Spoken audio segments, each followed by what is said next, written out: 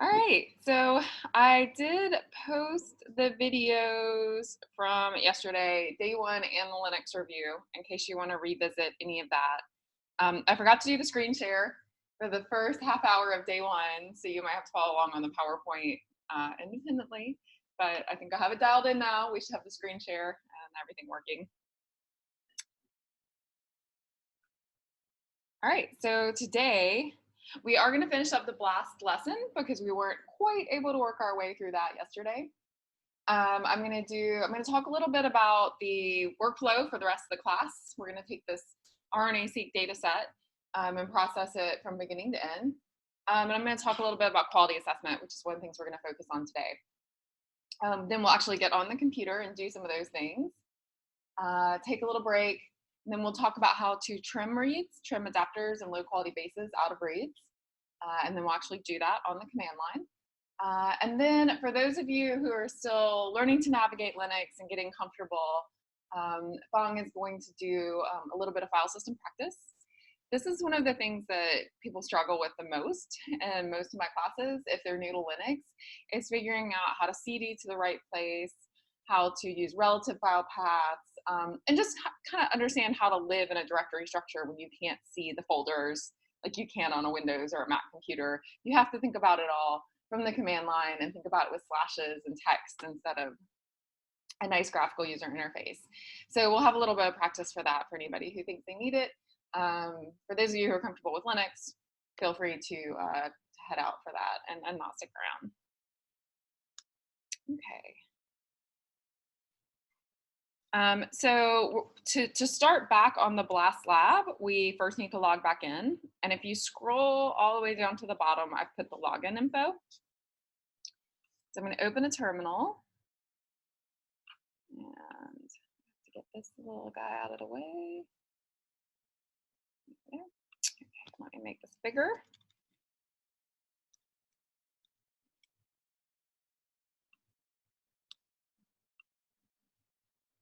Make it really. How's that text size? Bigger? Is that okay?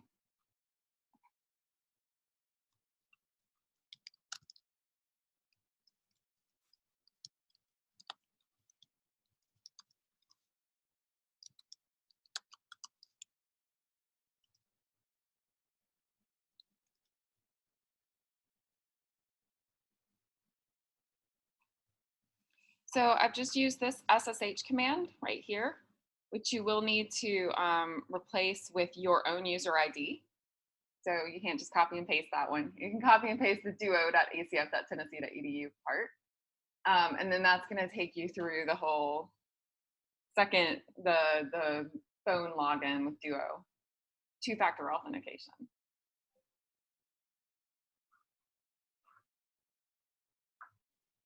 So at this point, if we were to do a uname-a, we'll see that we're on the login node. I happen to be on login node 6. Some of you might be on 5.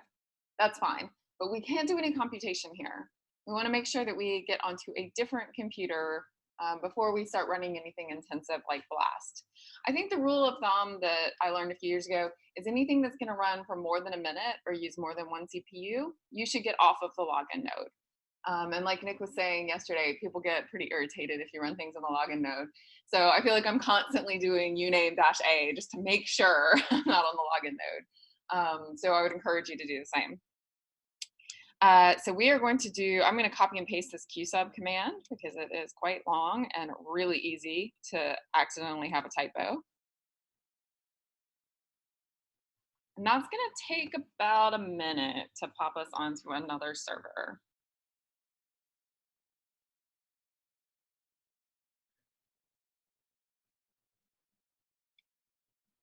The nice thing about this class is that the ACF has reserved 2 computers for us to use.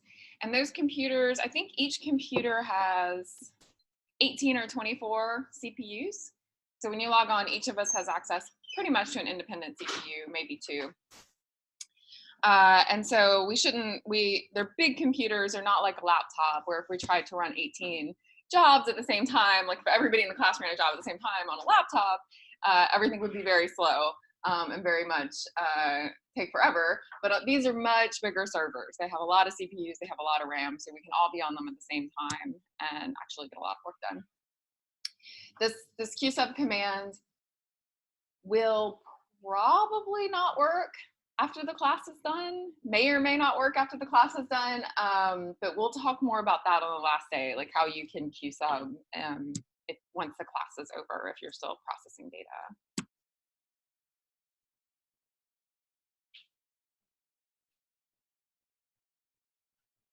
Is anyone still waiting?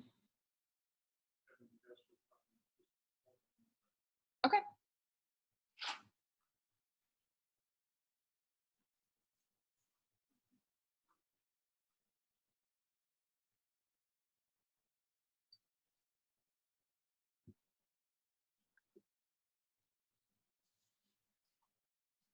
For those of you who've made it onto a compute node, you can change directories into our course directory. We want to make sure that you are each in your own directories with your own user ID, again, so we're not overwriting each other's files. So CD is change directory, Luster, Haven, courses, and notice I'm using tab complete because, you know, type time and it's very slow. So here I know that the only course starts with, there's only one course that starts with E, so I can just type a capital E and hit tab, and it'll find that directory for me. And then I just type ms tab, and it found my user ID. So what happens if I type something that isn't unique? See, there must be someone else with an M. So there's multiple of us with an M. So if I type M and then hit tab and nothing happens, I know there's more than one folder with an M. If I hit tab twice, it tells me all of the M folders. So then I say, oh, okay, I want M state in 1. But I have to be careful because there's an M state in 1 and M state in 1-test. So there was a test folder that I made a while ago when I was testing all of our course lessons. So it's going to give me the first part, and it's going to get to M state in 1 and say, I don't know what you mean. I don't know if you mean M state in 1 or if you mean M state in 1-test. So if I meant -test, I could add that, but I don't. I just want to go into my regular directory.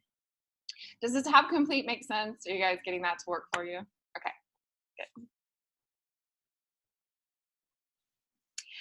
Sometimes when you SSH onto the login node and then qsub onto another node, and then if you try to drag this terminal and make it a different size, it'll start doing really funky things, and your line endings will get all wrapped around in weird ways. The way, and I put a reminder down here, if that starts happening to you, try typing the command resize, and it should make the computer that you're SSH'd into recognize the terminal size on your laptop, and it should fix some of that. At some point, this will probably happen to me, and I'll be able to demonstrate what that looks like.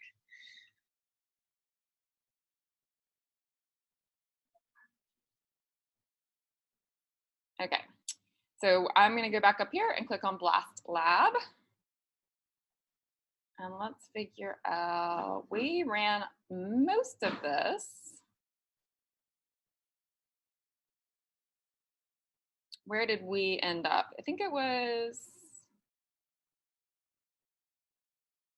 we did through here, right? And we saw the help pages, I think. So we'll pick up there. Okay, so who's still waiting to get onto the ACF and get a qsub? You're waiting. Ken, are you sorted out? Okay.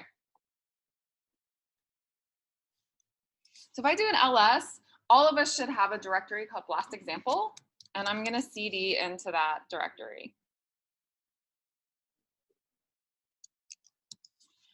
CD and then space, Luster Haven courses, EPP 531, hit tab, and then your user ID. And then you should have something called, you should have a folder called blast example. So if you CD into that and you do an ls, hopefully you should see all of our work from yesterday. So all of our cow and human protein files and some of our first set of blast results. So if you're not seeing that, put up a red sticky and someone in the back will can help you. Now, last time, yesterday when we logged in, we did module load blast. I will have to do that again blast to make blast work. So to demonstrate that, let's say I forgot that I hadn't loaded blast, and I said blast p dash help. It's going to say, I don't know anything about this blast p program. That is a command that is not found. So in order for our environment to recognize that blast is installed on the ACF, we're going to have to go back and redo module load blast. So this basically module system is saying there's a lot of software out there. We're not going to make it available to everyone all the time. Instead, you have to request to say, hey, could you load that blast software into my environment so that I can use it? It didn't give me any feedback, but it also didn't give me any errors. So this is one of those commands where like no news is good news. And now if I do blast p dash help, we should get all of the information about the flags that work for blast p.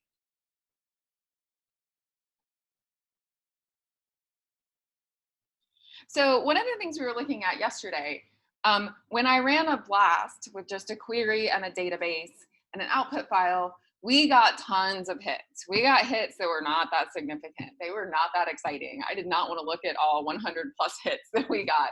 I pretty much just wanted to look at the really, really significant hits. So I want to show you how to filter for more significant hits. The other thing we saw is it was a very long, verbose format. It just took forever to scroll down through all the matches and see what was going on. So another thing that we can use is the output format flag to say, I want a much more condensed, easy to read output format. And if you go through and read all of this, it is quite long, but the flags I am going to show you are all in here. Oh, there we go. This is the output format flag. I'm going to show you this tabular output style. It makes it really easy to take your data and suck it into an Excel spreadsheet and sort it, which usually turns out to be a really convenient way to interact with your blast results. We're also going to use, if I can find it, I think I went past it, e-value.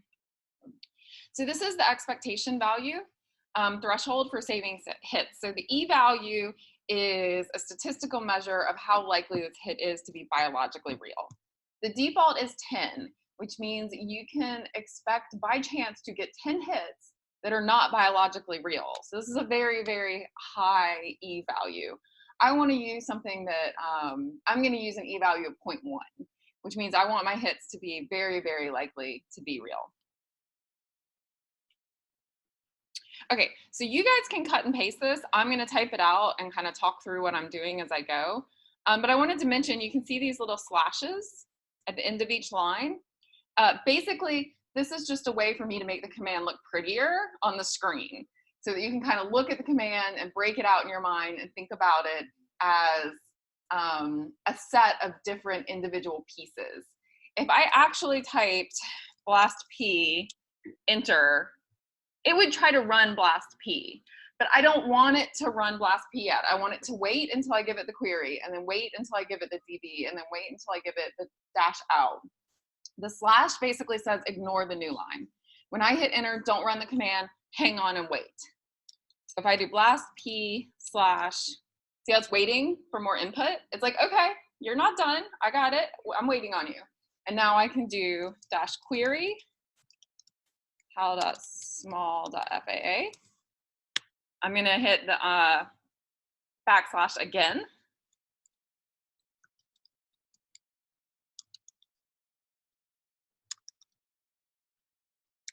So this is looking just like yesterday, where I'm providing it with a query file. Our cal.small.faa has 2 protein sequences in it. And our human.1.protein.faa had, if I remember correctly, about 19,000 sequences in it.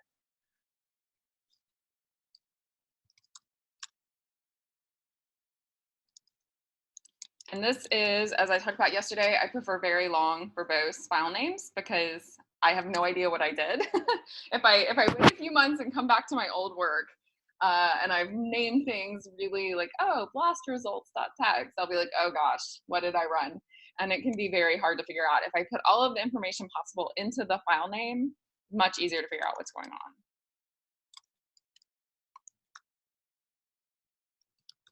So in this case, instead of .text, I'm going to name this .tab, and that's just to remind me that I've made a tab delimited format file instead of just a big verbose text file.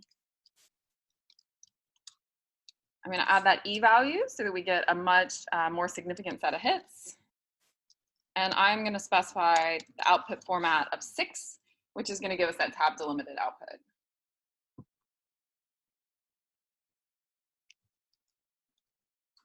So that's going to run really fast. If I do an ls, we should see that we have a .tab file.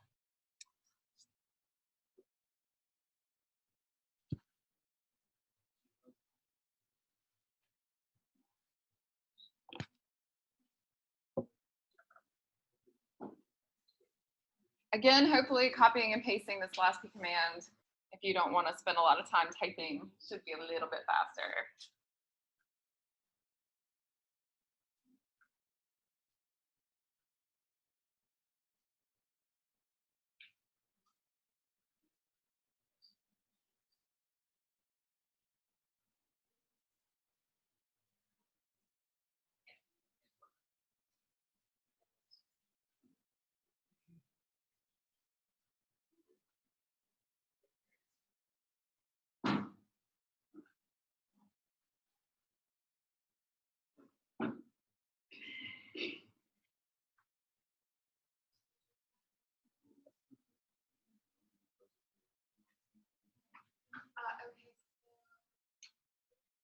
Okay, it's not recognized. So it's trying to run query. So you have to get the box.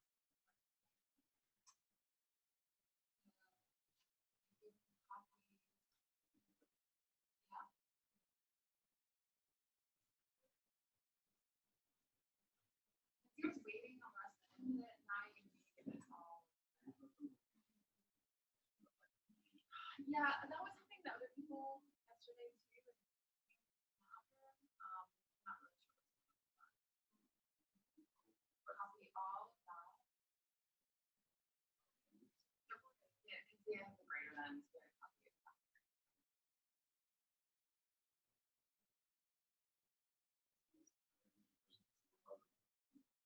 Yeah, that's fine. Oh, okay. So you module.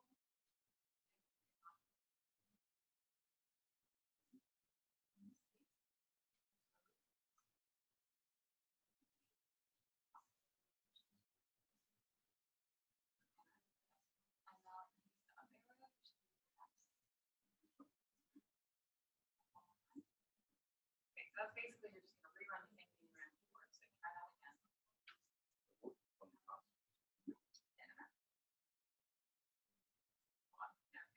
Okay, it ran. So what was happening is it couldn't recognize the last key because it hadn't loaded it into your plan. So you tell the ACF, so the ACF has time with the software package. They don't make them available to everyone all the time because it would make things slower. So basically module load is saying, hey, I'm going to use blast today, please make blast today. And so once you did that, so okay, blast is available to you, and now your blast command is fine. See, it said blast command not found. You did module load and you ran the exact same commands. Oh, okay. Now I know where blast is. And now if you do an ls, and you should see you have the tab file. Perfect. Okay, I think we have everybody mostly caught up, which is great.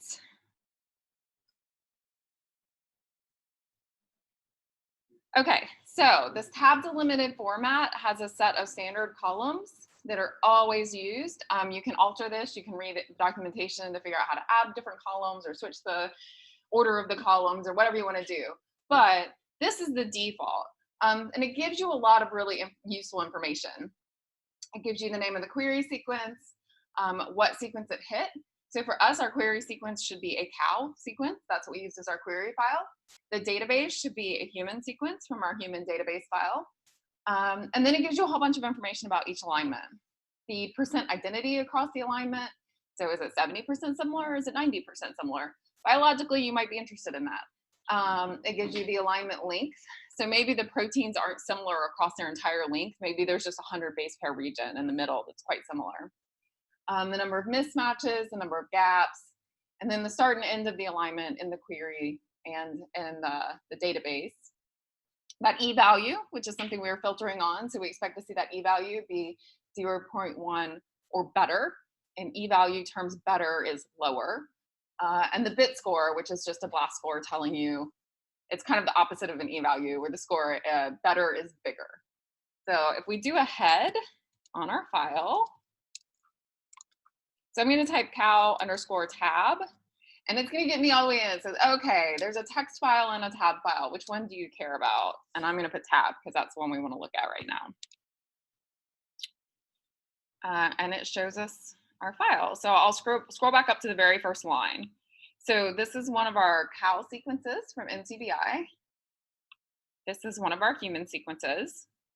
We can see they're about 87% similar, so that's the percent identity, over a 755 base range. So that's quite a big piece of the sequence that is sharing that much identity. Within those 755 bases, there were 95 mismatches, no gaps. It's the very first part of the cow protein. So from the first base to the 755th base. It is also the very first part of the human protein, from the first base to the 755th base, that are matching, that it found the alignment. Our e-value was 0.01, and our score was 271. So this is, actually, the e-value was 0.01271. So this is what the tab delimited version of the results look like. This is not as much information as we were seeing previously. It's not going to give you the actual alignments where it shows you the amino acids and how they align together. But again, if this is something that you're interested in pulling into Excel, maybe you're sorting, you want to look for best hits, you want to do something else with the information, this could be a really convenient format. Okay, so these have been running really fast because we've only been doing 2 sequences. But let's see, and one of our goals for yesterday, one of the reasons I wanted to do this was because I want you to see how powerful it can be to scale up on a system like the ATF or using a Linux computer. Because if you're going to NCBI and you're using their little web page to paste in one sequence, you paste another sequence, you paste another sequence, at what point do you get tired? 10 sequences in? 15 sequences in? What if someone tells you, hey, I've got 20,000 sequences. Could you please blast those for me? You're not going to be able to do it on the NCBI webpage. So that's being able to do it with a command line comes in really handy.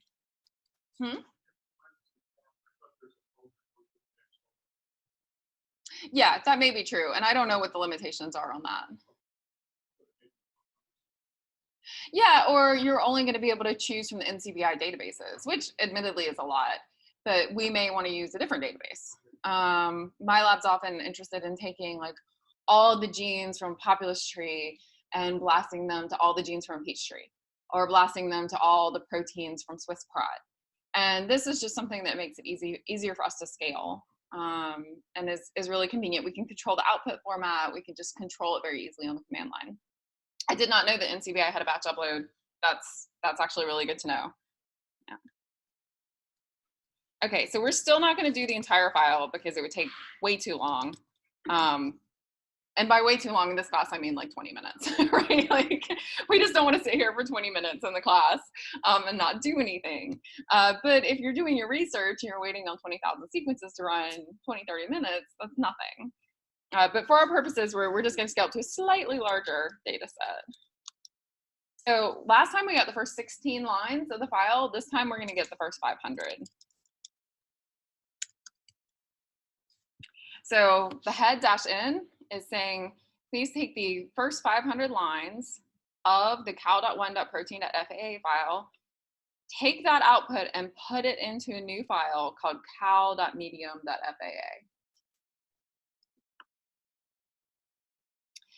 We're going to use that handy grep command I showed you yesterday just to briefly check how many sequences do we have in here. So this is saying look for patterns, count the number of times you see this pattern. The pattern I'm interested in is lines that start with greater than. Again, this is a bit more advanced Linux usage. If you're just learning Linux, don't worry about this. This will come later on. If you are a Linux user and you haven't started to really dig into regular expressions, they're amazing and they allow you to ask really great questions of all of your files and get a lot of information. In this case, yep.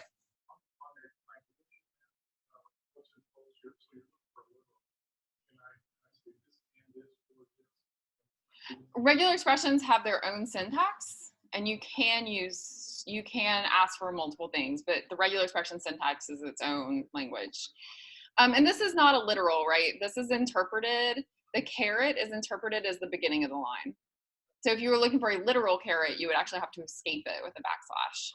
But these are just the nuances of learning regular expressions. I'm hoping to get to it in the Python class next week. It'll be toward the end of the week, but they're very powerful. Okay, so now we've got 43 sequences instead of 2. Again, this is a big enough data set that you probably wouldn't want to paste them all into NCBI. We're going to do another BLAST P.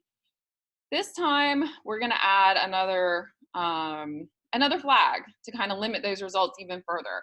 I'm going to say max target sequences 1. So this is just saying I only want one sequence from the database, from the human database. I don't want to see 50 or 100. Even if they're significant, I just want to see the first one you find. It's important to realize, and we recently realized this in the lab, it actually shows you the first sequence it finds in the database that meets your criteria. It does not necessarily the best sequence.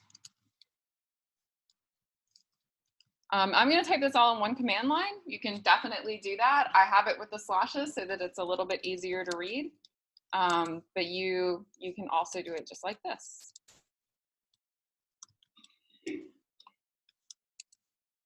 Oh, okay. See how it wrapped and it covered my prompt? This is what happens. I must have resized the window at some point. So what I'm going to do is hit Control-C. That cancels out whatever you're doing. It's basically like a hard quit whatever we're doing, get me back to the command line. And I'm going to type resize. So hopefully that's going to fix this line wrapping problem. We'll see. Oh, I got to be able to spell.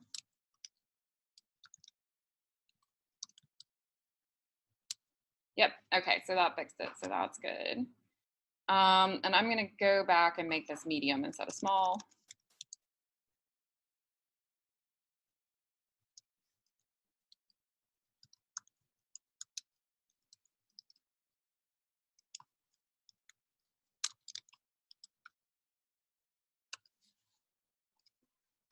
Oh, and I, of course, misspelled last P and put last Q. So if you hit the up arrow, it's going to give you the exact same command back for you to go back and edit.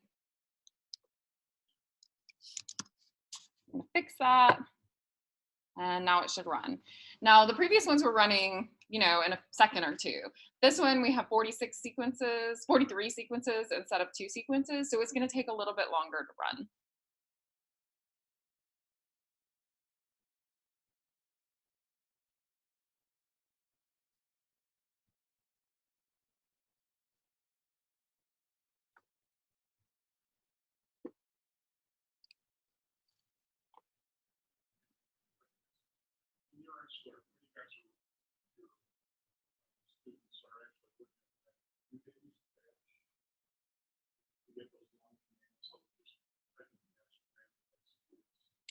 Yeah, we usually save the commands that are being run in a text file. The text files actually can be executed itself. But yeah, we run everything in bash. So this is the bash terminal. And we also save all of our commands so that we always know what everybody did and exactly what commands were run to produce each output file.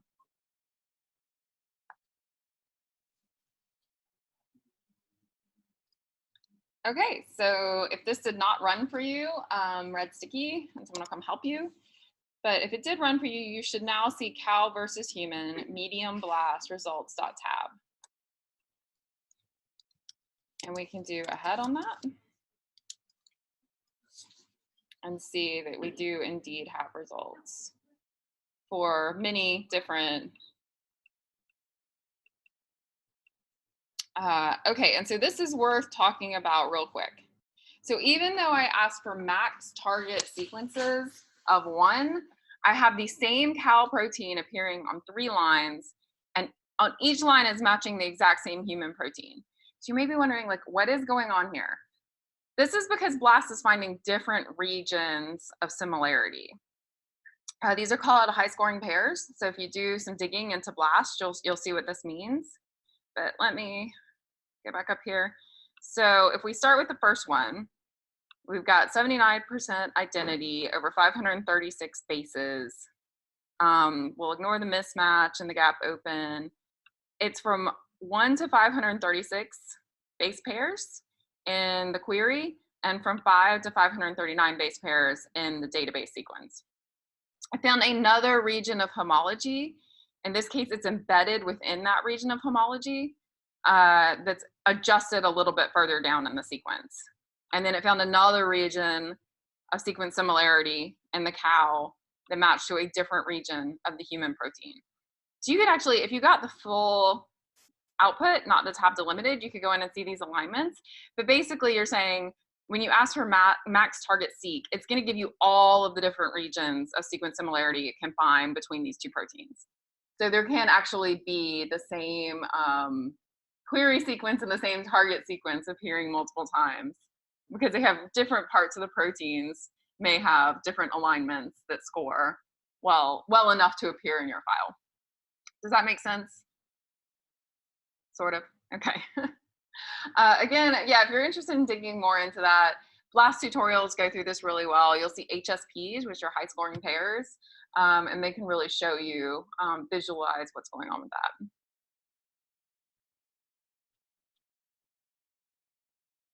Yep, and so this is just a super simple example of running a few more sequences. We often do tens of thousands of sequences, blasting to millions of sequences on the ACF.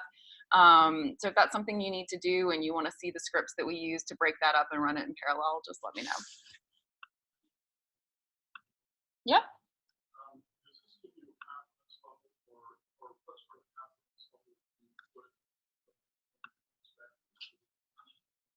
Yeah, so the confidence that we're using is this e-value, and these e-values of 0 and 3.57 e to the negative 95, that is a statistical value that is very significant. All of these e-values here are very significant.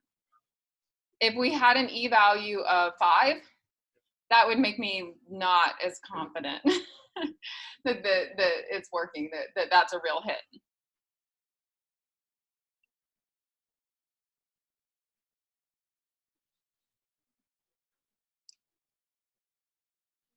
All right, a few of you are still working. That is totally fine. I'm just going to keep moving on with some of these slides. You can always go back and review this later from the video, but it looks like most people are with us. So when I asked yesterday how many people felt confident about assembly versus alignment, I saw a few people that were maybe, maybe not. A few people were, a few people weren't. So I thought I'd go ahead and cover that.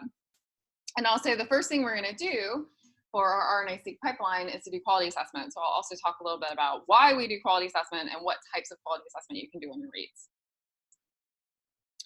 Okay, so when you get back reads, DNA reads or RNA reads, there's kind of 2 main things that you can do with them. There's many, many, many downstream applications, but at the forefront, it's kind of like this, you have to pick one of 2 paths. One is aligning those reads to the reference sequence. So let's say you have a reference and you know something about your organism of interest. It's a lot easier to try to build on that knowledge and align your reads to that reference. The other street is what happens if you don't have a reference. You have no idea what's going on in your organism. You have no prior data. You have to take your reads and you have to build a reference. So you need to figure out what are the nucleotide sequences in my organism, not just the many, many little fragmented bits I got back from my sequencing instrument, but what is the actual biological reality, the longer molecules that exist in the cell, whether that's transcripts or the whole reference genome. Okay, so let's dig into that a little bit more. Alignment. Let's imagine we have a reference genome. In this case, this is probably 50 or 60 bases. In reality, you might have anywhere from a few million to a few billion. I have friends who work on pine genomes. They're like 30 billion bases. It gets very crazy. But for the purposes of our example, we're going to pretend like this is our entire reference genome. And that then we got some sequencing done from a sequencing company, and we got back these reads. So our question becomes, what do we do with these reads in order to compare them to this reference genome? So let's just look at the very first read. If we were going to take a look at that and try to find it in this sequence, I might start looking for TAAT, and I can scan across, and I don't see that. So I could maybe try looking for GGGAAA. That's pretty unique. And I am also, oh, wait, there we go. It's pretty close to that. So this is kind of what an alignment program is doing, is trying to take this read and figure out if it matches to this reference genome. And if you stared at this long enough, you would figure out there are a few differences, but for the most part, I think probably like 18 out of 20, 13 out of 15, I haven't counted the number of bases, but most of these bases are in the same order and match the reference. So this is what we mean by alignment. This is how you align a read to a reference genome. Does that make sense? Is everyone seeing that like the G and the T are different, but then A, T, G, C, T, like most of these are the same? Yep.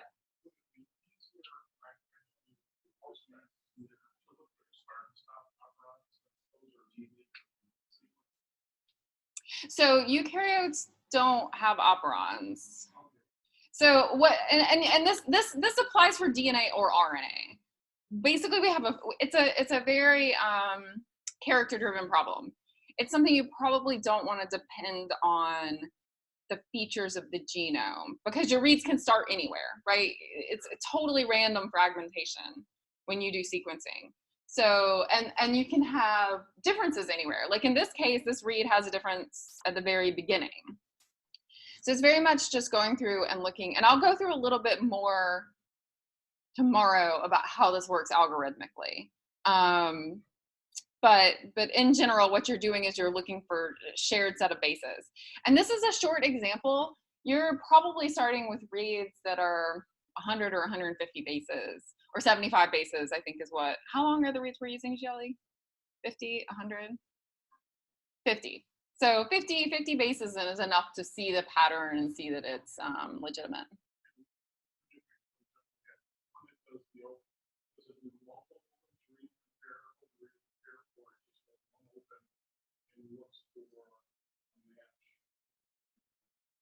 So I don't know if I understand the question totally, but you're going to take each read and compare it to the entire genome. This is aligning is making the assumption that you have a reference genome of some type or a set of reference transcripts, and you're trying to take the read and match it to that reference. Mm-hmm. Well, you can imagine your genome might be 22 chromosomes. So you've got 22 sequences. So you're comparing to all of them. Yeah. Or you may not have a reference genome, but you have a reference transcriptome. So you kind of know, I've got 30 transcripts that exist in my organism. This read is derived from one of them. So you might compare it to all 30,000 transcripts and try to figure out which one did this read originate from. Yep. Okay, so here I've highlighted the differences. So we were able to see that the G and the T are the different, and this read has an insertion of an extra A in comparison to the reference. So this can make sense. So the original, it's one of the ways to think about it is the original human genome was a mosaic of 16 volunteers, I think. But imagine if you took all of those people and, well, okay, so they were used to create the reference. Let's say we sequenced a Native American, and a Native American was not represented in the original 16 people that were sequenced to make the genome. That Native American is going to have sequence differences from the original people who were used to create the reference. So this is why we don't expect our read mapping to be perfect, Individuals have polymorphisms. Individuals have insertions, deletions, SNPs. We're relying on this, when we're doing read alignment, we're relying on the sequences to be 90, 95% similar, at least. Oftentimes, 99% similar is not uncommon. So we're really relying on that to be able to map these reads back to the genome and to say, all right, my individual of interest has a T, where in the reference genome, there was a G. So that's what you're trying to get out of. Or you might say, okay, this region of the reference genome is a gene. It's some kind of gene that I'm interested in. And I can see that my individual of interest has a different base within this gene than the reference genome. So that is alignment. So you would go through and you would have billions, millions, tens of millions, billions of these reads. And for each one, you would map them, align them back to your reference. So if I take all of those and actually do that exercise, this is what you come up with. This took me like an hour last night to build. But you can see, okay, so as the reads stack up and overlap, what you're doing is you're building an idea of what the genome looks like in your individual versus the genome that was sequenced as the reference. So because they overlap, I can now know, I can build up coverage and I can build up confidence that these are real differences. So I've seen this T twice. I might say, okay, that gives me confidence that that's a real nucleotide difference and not a sequencing error. I see this G 3 times, same thing. Maybe if one of these was randomly a C, but then I had 2 Gs, I might say, hey, maybe that's just a sequencing error. So that's how alignment works, and that's the type of questions that you're trying to ask. Oh, and just so when you're looking at alignments, if you see a little dash, that usually means there's a gap. So in my sequenced individual, I've got an extra G that isn't in the reference. So I'm just denoting that with a little dash. And that also means that all my other little columns line up and make it easy to visualize and look at what's going on. Questions about alignment? That sort of makes sense. No, alignments, you can look at percent identity, and some mappers will have their own scoring systems. It is different from BLAST. We'll talk about that tomorrow. Short read mappers are algorithmically completely different from BLAST. And that is simply because when next generation sequencing came along, shorter reads and millions to billions of them changed the whole game. We needed completely new software and completely new algorithms to deal with this. So as a problem, it looks similar to BLAST, but as the solutions that we're using are actually really quite different. Okay, so we've kind of covered alignment. You have a reference genome, you're mapping your reads back, you're seeing what are the differences between my reference genome and my individualized sequence. If you're doing assembly, this is usually, you're making the assumption that you don't have a reference. Maybe this is the first time anyone has ever looked at this species. Maybe there's just no prior information in CBI. So instead of having a reference, all you have is a pile of sequences. And then you get to say, okay, well, can I use this pile of sequences to figure out what's going on? And this is where every organism started, right? Like somebody had to go in the very, very, very first time, chop up all the DNA or RNA and sequence it and then try to put it back together. So it's great if someone has gone before you and done all this work and published a nice reference, but oftentimes, depending on what you're working on, that is not an available option. So one of the things, if we were trying to figure out how these sequences overlap and fit together, we might just start looking for words in common. In this case, I might see O, G, A, G. I see that in 3 of my reads. If I put those together and line them up, I can start seeing, okay, yeah, there's some overlap here. The bases look like, this read originated a little upstream and got a few more bases than this read. This read kept going a little bit downstream. I got a few more bases here. I can start trying to walk and extend that. So this read ends in GTCC. I see, oh, look, there's a GTCC here. I can add that in. So I'm just trying to walk down this nucleotide sequence and figure out how these reads fit together. Again, I'm not actually going to get into the algorithms behind assembly. This is kind of similar to how it works in the computer. But just, I think this is an easier way to think about it. And then if you keep doing that, and you keep aligning all of these sequences and finding their overlaps, eventually you can get back to this reference genome. You can create a reference. And then if you started back from scratch, you could align all of these reads back to the reference. And of course they would align perfectly because they're derived from this reference, right? So there's no differences here because we created this from our reads. Does that make sense? So that's the difference between alignment and assembly. Alignment, you're mapping it back to a known quantity. You have a reference. Assembly, you're trying to create a reference from scratch. Okay, so my example here is for alignment. You have lots of bits and pieces. You have lots of pieces of the picture, and you kind of know what a peach looks like. And then you take all those and put them together to create a peach. This peach is slightly different from that peach, but that's okay. You knew enough about what a peach looked like to figure out that you had a flip. So that would be like my analogy for alignment. My analogy for assembly is that you don't know anything about peaches. You have no idea what a peach looks like. Is it round? Is it oval? Is it star-shaped? I don't know. You have to take those pieces and you have to create the peach from scratch. And so it turns out when you're doing assembly, you might want different types of sequencing data and more of it than if you're doing alignment. And we'll talk, I have a whole thing about that tomorrow. But this was just kind of to get you guys oriented to these terminologies. Yep, Aaron? Yeah, so there's lots of ways to do that. You can look at, is it contiguous? So if you have 22 chromosomes, you could say, do I actually have 22 giant sequences? That's a really, really, really high bar. But you might have 10,000 scaffolds and you say, you know, are my scaffolds big or are they small? That's one of the first things that people ask. The next thing is, did you capture the entire gene space? If you know anything about the genes in your organism, are they all in your genome assembly? If you're trying to create a reference transcriptome, do you see about the right number of genes? So the number of genes in an organism is pretty stable across pretty wide taxonomic. And by pretty stable, I mean like 20 to 30,000 in a plant, as opposed to like 22,536. You know, like you're gonna have a ballpark. So you can say, did I find all of my genes? You can map your reads back to your assembly. Did they all map? Do you have lots of reads that don't map, which means they didn't get included in the assembly? There's like a whole myriad. If you actually, I have a lecture about that in my 3 credit hour class in the fall, not this fall, the next fall. If you want me to send it to you, I can. Just remind me after class.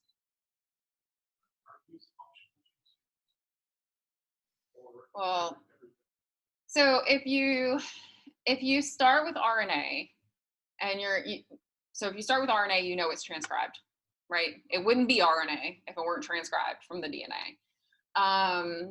But if you're doing DNA sequencing, it can be difficult to tell the difference between a pseudogene and a real gene. But if you start from RNA, you know that your RNA is transcribed, at least. What you mean by functional, I mean, is it a ribosomal RNA and it turns into a ribosome, or a tRNA and it helps to transfer amino acids, versus a protein coding gene? That's a different question. A protein coding gene is going to have very particular signals, like the poly-A tail, that are going to tell you that it's a protein coding gene.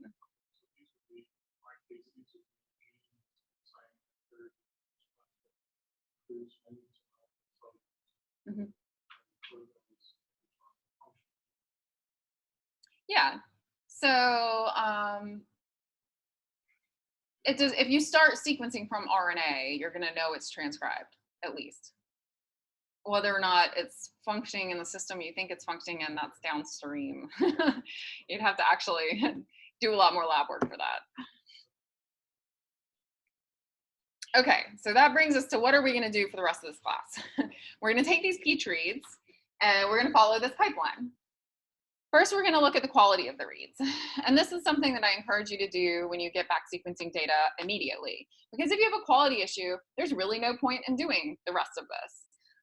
And it's also something that you can go ahead and try to negotiate with the company or the university that did your sequencing to maybe get the sequencing read done.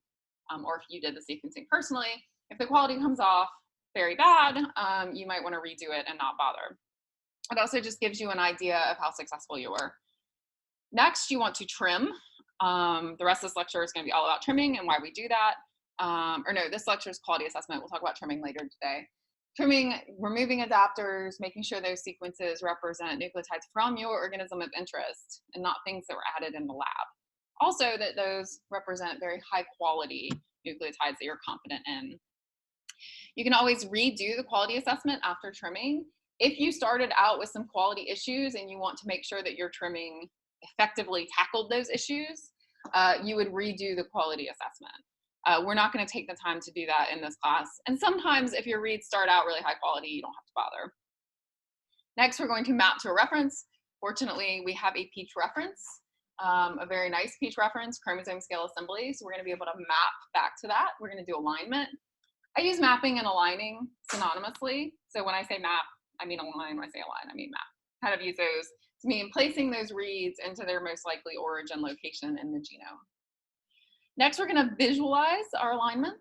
I think this is one of the most underappreciated steps in pipelines. A lot of people never look at their data. It's important to look at your data. Make sure it makes sense.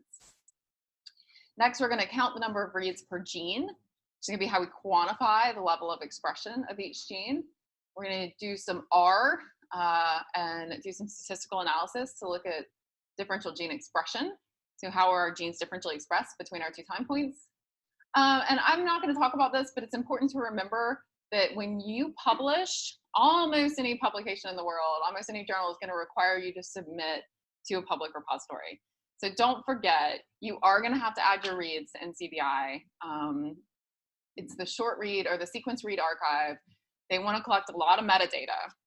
You want to know what instrument it was sequenced on, what library was used to, what kit was used to make the libraries, what tissue it came from, the geographical origin of the samples, if you're doing plants or insects or something. So they do have spreadsheets you can go ahead and download and start collecting the data from day one, so that when you go to submit, it's not quite as hard. I often get people who are like, oh, well, 2 years ago, my graduate student did this and I have no idea. And like, we can't submit the data to NCBI because all of the important information about sequencing has been forgotten, or has, you know, the student has graduated and left. Don't let that happen in your lab because it's really sad. So it's good to collect the information as you go. If you don't have a reference, what you can do is you basically take a detour through this pipeline. You do a de novo assembly of your RNA. That's going to give you a set of reference transcripts, and then you map the reads back to the transcripts you just created. You basically do a little side shunt around the pipeline and create your own reference, and then the rest of the pipeline works. In this case, you may not know much about your genes and what they're doing. If you have a nice reference genome, a nice reference set of transcripts, somebody else may have already done the functional characterization for you. If you're creating those genes from scratch, you're the one who gets to go run BLAST and InterProScan and other programs and try to predict what are those genes doing, what are their functions. And that's just so that when you can see, when you have your differential gene expression results, you can interpret what they mean. Okay, any questions about the pipeline? Yep.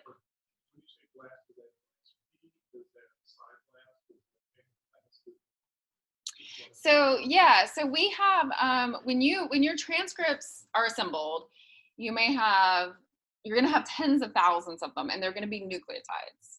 And the first thing you wanna do, usually, is go find the open reading frames.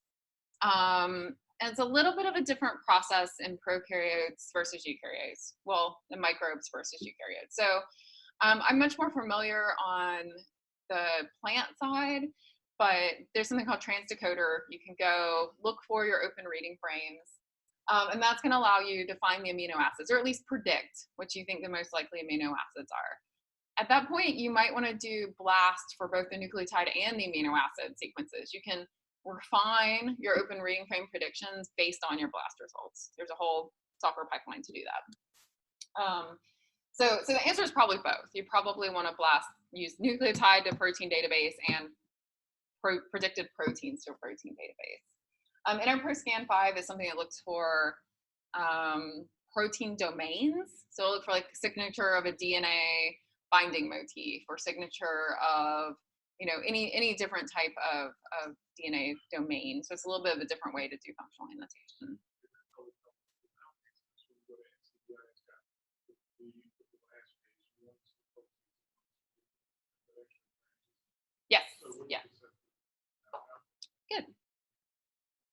Any other questions? Yeah. What if I don't have reference genome Yeah. and enough transcripts from my sequence? So how can I generate my final sequence? So if you don't have enough, what do you not have enough of? Enough transcript to match the sample. So if all you have is RNA data, you have no DNA data, right? Yeah. Just RNA data. You can try to do an assembly of the RNA. What you'll get back are the set of reference transcripts. You won't get back the genome. That's fine. You don't necessarily need that. Well, you can assemble those RNA reads and get back the set of transcripts. Do you think you don't have enough depth to do an RNA assembly? Yeah. You can try to use a closely related organism. Do you have anything in the same genus or the same family that has a reference genome? No. Yeah, that's. I mean, you have to have something to map back to, or some way. I mean, I would at least try an assembly, even if it's pretty low sequencing depth. Yeah. Yeah. Just see what happens. It might be better than you think.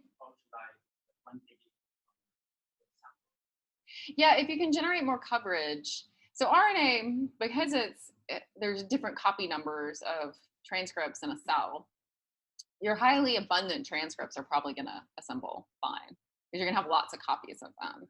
It's going to be your rare transcripts that you have very low coverage of that won't assemble. So, do an assembly, judge where you're at, maybe do some more sequencing if you can. Yeah.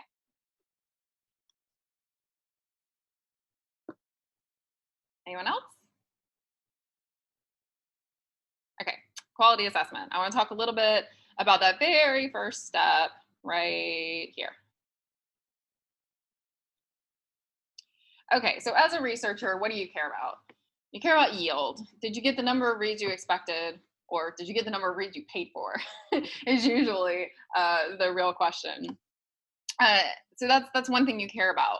But also, just because you have a pile of data in front of you, you want to know if it's good data. So what's the error rate? Are my bases of reliable quality? So that's another really good question to ask. And also, finally, are these representative of my sample? You can have high quality data, but if it's totally biased, then that's going to be a problem for downstream interpretation. So you're going to ask, do the reads accurately represent the sample? But all of these are a bit like it's not obvious when you get your data back. So how do we actually get to this information? The first thing I feel like I have to say, even though it's a little outside the scope of this course because it's not bioinformatics, you really have to think about sample quality and library quality. The only way to get good sequencing data back is to have really high quality DNA, in terms of this course, RNA, and to make sure that your libraries are getting properly built and quantified. If the quantity is low, they do have kits that are designed for low input RNA or low input DNA, or if you're trying to do like single cell RNA. I find that these are a lot better than trying to put low input into a regular RNA kit.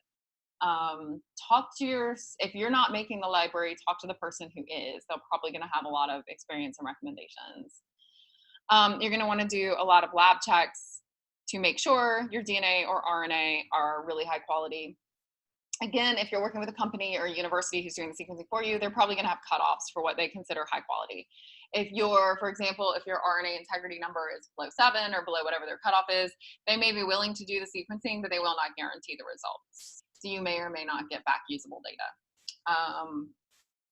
My lab has had this problem. Plant RNA can be kind of a pain sometimes. And so, sometimes you get back great results and sometimes you don't. If the quality of what you're submitting is too low, the company may say, we'll give it a try, but if it fails, you're on your own, you still have to pay for it. So yeah, just work with, if you're in a lab, if there's someone who has a lot of experience, really rely on them to try to make sure that you have the absolute highest quality of input that you can.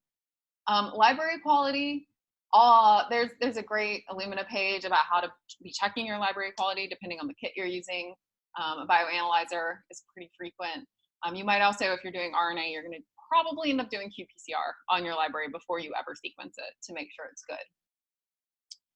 And why would you want to do this? So you've confirmed that your RNA input is great. You've made your library. Can I just assume the library is great? Well, not necessarily, because sometimes your insert size is really off.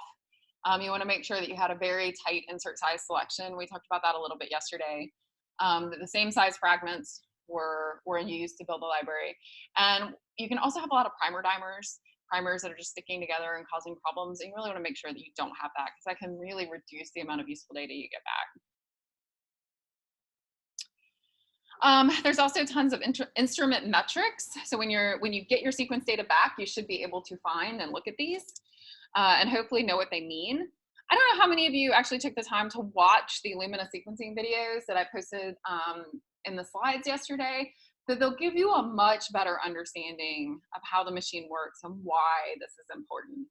But basically, your sequences are forming little clusters on a glass slide.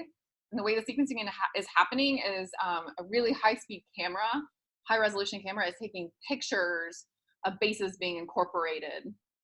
And so you get these little flashes of different colors that are being called as the different base incorporation steps. So if your density is not appropriate for the instrument and the camera, you're gonna have problems. And this is an example where like these are nice defined clusters with space in between them. If you're overloading your instrument, your clusters are gonna start to overlap and the instrument's not gonna be able to call these clusters. These are gonna be low quality and all of this data is gonna get thrown out. So if you underload your library on your instrument, you're going to get less data than you could have. If you overload your library on your instrument, you're going to lose a lot of data because it's just too dense and the imaging isn't going to work. So basically, it's really important to quantify your library to make sure you get the right cluster density. And then as it comes off the machine, you want to check the cluster density to make sure that it was like, it actually performed the way you expected. You should also get metrics on percent passing filtering. This is called or you might see Illumina chastity filter is sometimes how it's labeled. And basically this is just telling you a single molecule should form a single cluster, should form a clear signal. And this is what it looks like on the top of the slide and what the image looks like. So you want to see that percent passing filtering to be very high. That means that's the percent of clusters that were able to be called with high resolution. You also want to see phasing, pre-phasing, a low incidence of phasing or pre-phasing, which is if parts of the cluster, the polymerase is adding bases. If one part gets ahead of the other part, then your cluster gets all messed up. Again, chemistry-wise, we don't really care. You just want to see that you don't have this problem. And you should also see a Q30 value that comes off the instrument, and that's just telling you your bases over quality value 30. And that goes right back to that FASTQ file where each base has an individual quality score. And so you want to see that your bases have an individual quality score, like the vast majority of your bases have a really high quality score. And Q30 is kind of the cutoff that Illumina tends to report as like, considered high quality. You may find, or you may be interested in adding a spike in to your libraries. Again, this is getting a little bit into the weeds with the chemistry. To some extent, I don't see this as often with RNA-seq as I do with something like 16S or ITS sequencing, but I have gotten back RNA-seq libraries from company where they have added Phi-X and not told me they were going to do that. So if you see this in your reads and you're like, what the heck is going on? I just wanted to mention it. Basically, libraries need to be diverse for proper sequencing. So if your clusters look like this and they're all different colors, it's kind of easy to pick them out. If you have clusters like this, where it's sequencing the same base over and over and over again, which basically means you have a lot of reads that originated, that basically have the same sequence. The software has a really hard time differentiating the clusters. So you need properly unbiased, diverse clusters. Again, this is more a problem with amplicon sequencing, but some people do it for RNA-seq.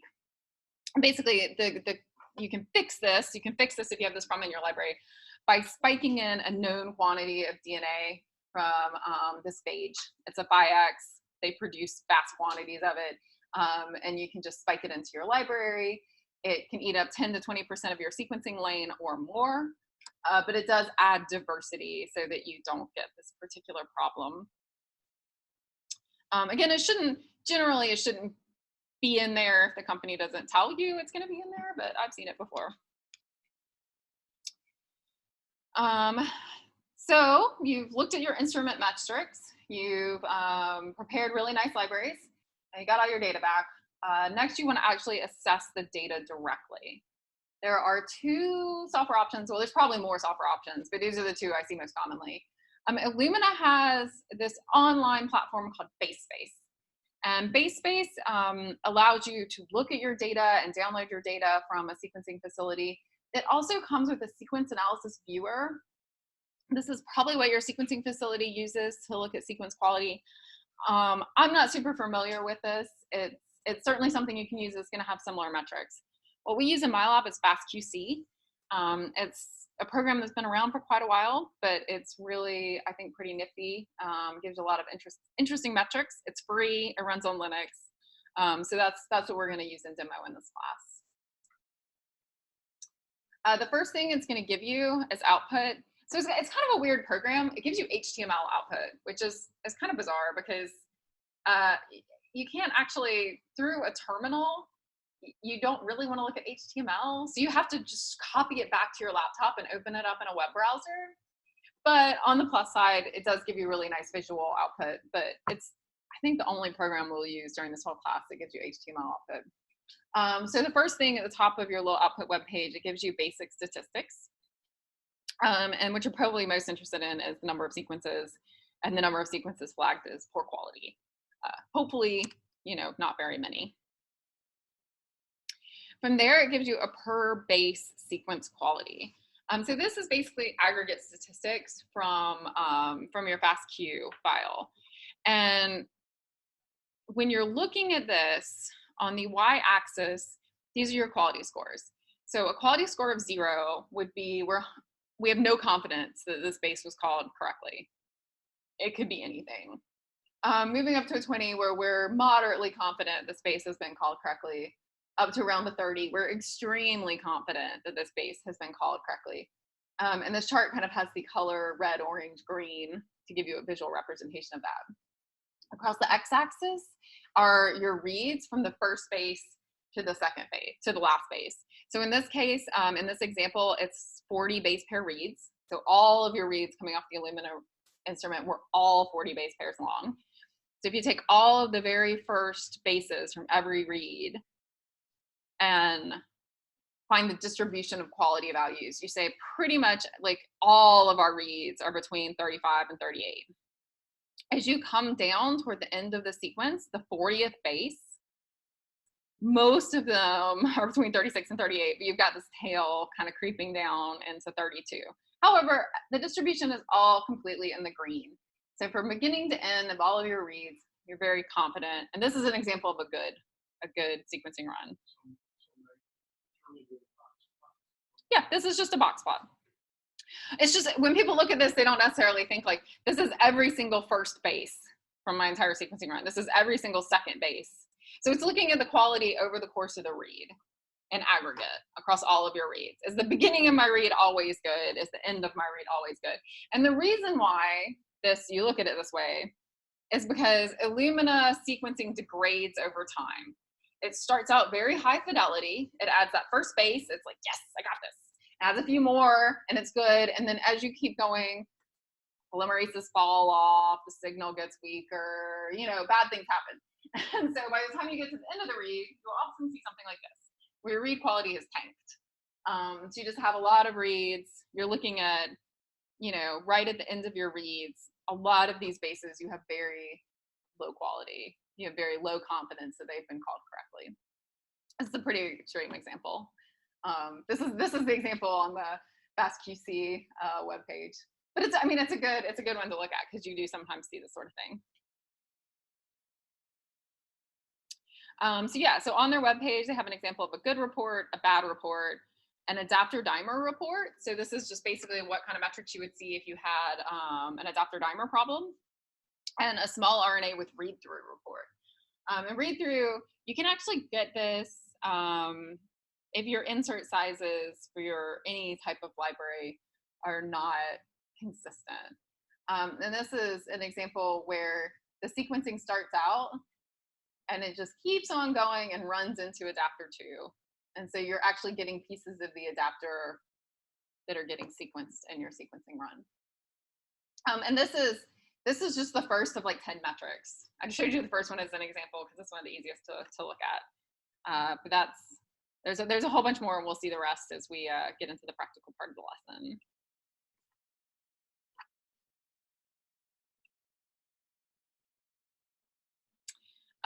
Okay, I am well behind as usual. Let's take a 5-minute break and then we will start on lab 1. Let's be back at 10:15. I guess I should ask, anyone have any questions about that quality stuff?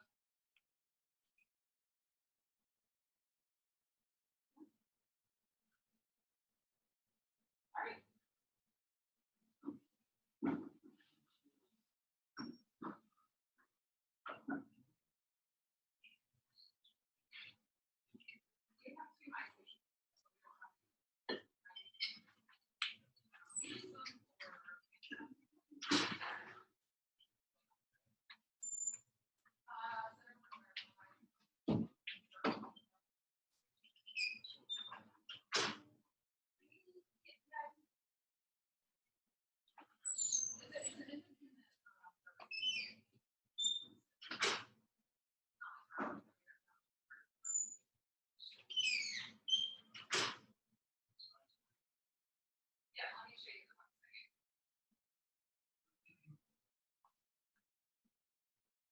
That's the one that you and your lab use the most? No, we only use it for our soil sampling. Oh, okay. Center for Environmental Biotechnology. Okay. So they've got, I see. this is also where that Bioinformatics Resource Center is with Robert Oh, Murdoch. sure. Yeah. They're the same, yeah. Okay, so they're on the 7th floor. Yep. So this is the MySeq instrument, and Okay. they have their prices posted publicly. And Veronica Brown is the one who runs it. And she I does a know really Veronica. nice job. Yeah. She does, but we only do 16S and ITS sequencing on this, and that's Okay. Veronica's kind of bread and butter. That's what she does, and she's Okay. really good at it. But we don't do any RNA Because sequencing when on I was this. up there using machines, I was sitting right next to Veronica. So, Yeah. Yeah. Nice lady. And she speaks highly of you too. Oh yeah, she's Yeah. great.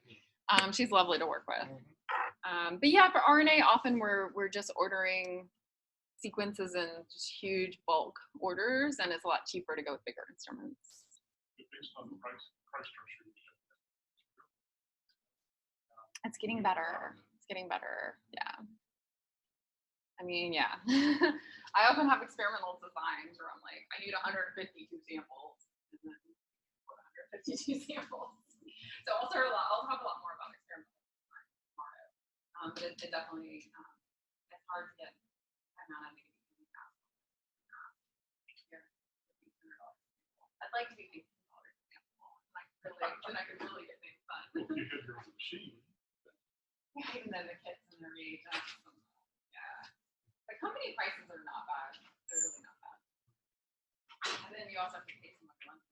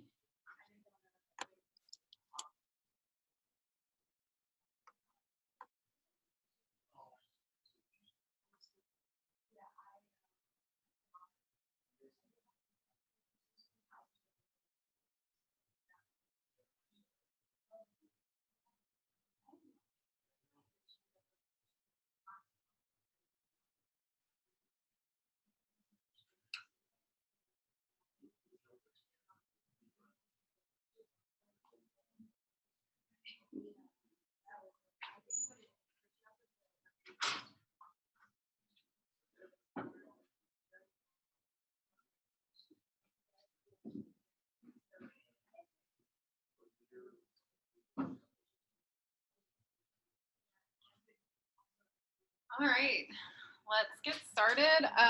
I had left my terminal open when we went back to kind of looking at slides, and you can see it says PBS job killed, wall time exceeded.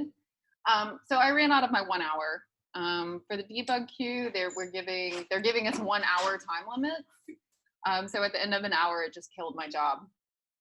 So this is a kind of typical if any of your jobs last longer. So what I did is just exit, and now I'm gonna SSH back in. I'm gonna start back from scratch, SSH back into Duo.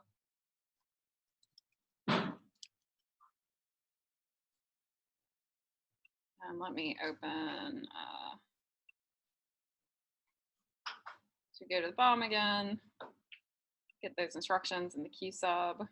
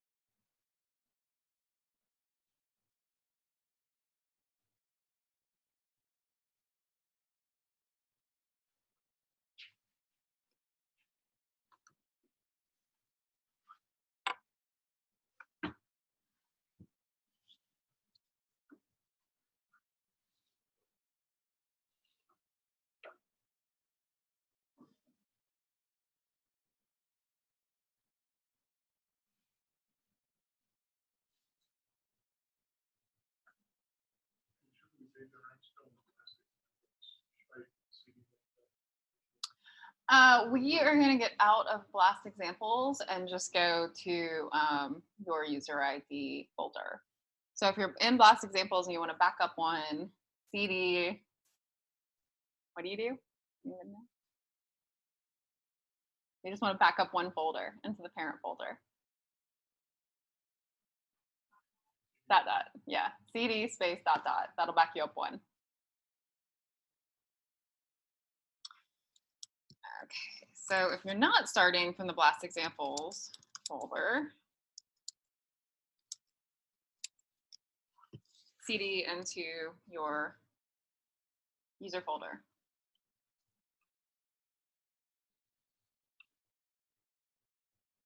Okay, so if you're still working on this, that's fine. It's at the bottom of the home page. I'm going to go, this is the Lab 1 directory setup that I'm pulling up here. It's really important when you use a new piece of software to go learn about it. FastQC has a great website with lots of information about how it works. Here are the links to those examples of good, bad, and various problems for your sequence data. So it's definitely worth looking at. It's also always a good idea to read the manual. I can't tell you the number of people who just find a software package, it's in the methods of a paper they read, and they start running it, and they have no idea how it works, and they have no idea what they're doing. And then they're confused when they don't understand the results. And it's like, okay, well, you know, it's just like any other type of science. If you're on the bench or if you're out in the field, you got to do your research. You need to understand what you're doing. Okay, so just to make sure we're all on the same page, everybody type PWD. You should see Luster Haven Courses, EPP, and then your user ID, not my user ID, your user ID. This happened in my class last semester, last fall. Somebody like kept just like CDing, and they were just copying and pasting, so they kept like creating files in my directory. I was like, you have to stop. So make sure it has your user ID. And then make sure you're not on a login node. Make sure your Q sub worked. I'm gonna do uname-a. If it says login, it should say Linux and then ACF-BC and a number. If it says Linux and then something with login, you need to run that Q sub command and wait on it to finish. Okay, So hopefully we're all in the right directory, we're all in the right computer. So the raw data is located in this folder. So I'm going to copy that. And don't CD, just ls.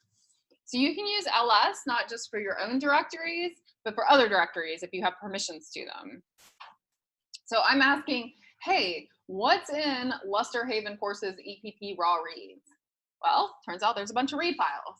They're all named.fq, which is a shorthand for fastq.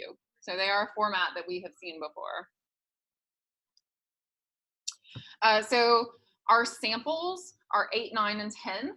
That's how they're coded. And each sample, we have a 400-hour time point and an 800-hour time point. So our experimental design is 3 biological replicates. So 3, it's actually the same clone of a peach tree, 3 individuals, exactly the same genotype, thrown out in a field at the same location. And they're all 3 being sampled at 400 hours of chill and 800 hours of chill. And I can't remember what that is, but it's probably like December and late February or something like that. In this case, we only sequenced floral buds. Floral buds were clipped off the tree, and then RNA was extracted and sequenced. So those are our reads. Okay, I'm going to do a head on one of these. So the other, I can do a relative file path. So if I do .. /raw reads, that's saying I know that folder. So I could paste the full path, which is what I did for that ls command. I'm showing you an alternative way to do this. I can also look at that folder or perform actions in that folder by using a relative path. So this is just saying I know that if you back up one and then go down into the raw reads folder, that is the relative path from my current location to this folder. And let's do the 8-400. Okay, and I'm going to do a resize and try that again. Okay, so we have our FASTQ format that we talked about in these blocks of 4. So we see our @ symbol and the read name. Then we see our actual read that came back from the sequencing company. I think these are from GeneWiz. There's that totally useless third line with plus symbol. And then here are all of our quality values. And our quality values are very high. And then if you keep going, the next 4 lines is the next read, which has a similar name, but it is a unique name. The sequence, the plus, and then the quality value.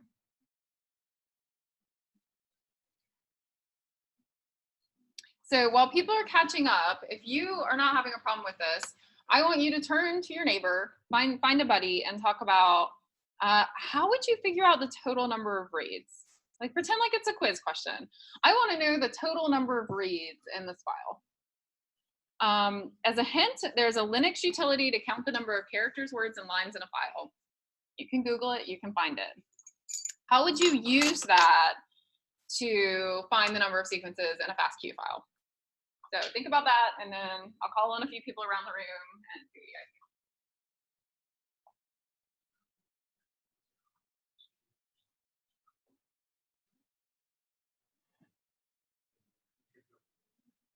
If you're having problems, press the key if you're in ls or cd or whatever. Oh, yeah.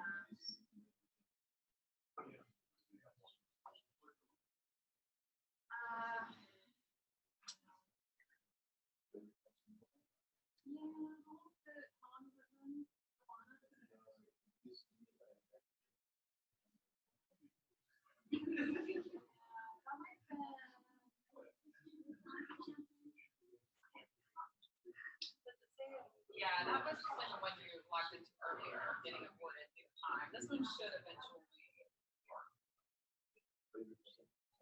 Yeah, wait. Don't, yeah, actually don't. You're waiting. Who else is waiting on their key stuff?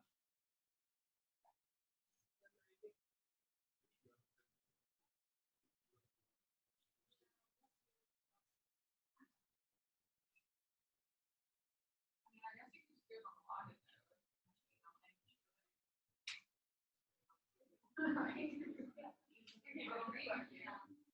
I mean, having two nodes. I think it's because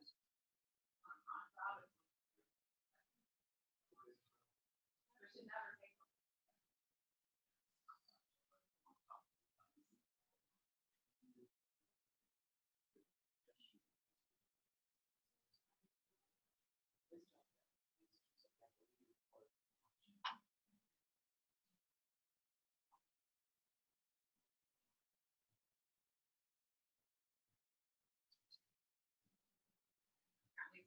Okay, if you're having problems with the Q sub, just run everything on the login node. I know I told you not to, but if Nick yells at you, you can tell him don't talk to me. I mean, I don't know what else to do. We got to get through the course material. So it's perfectly fine on the login node. You should still, oh, wait, you might not be able to get the course directory, can you? Who owns the course directory? Okay, don't do anything I'm about to do. Don't do any of this.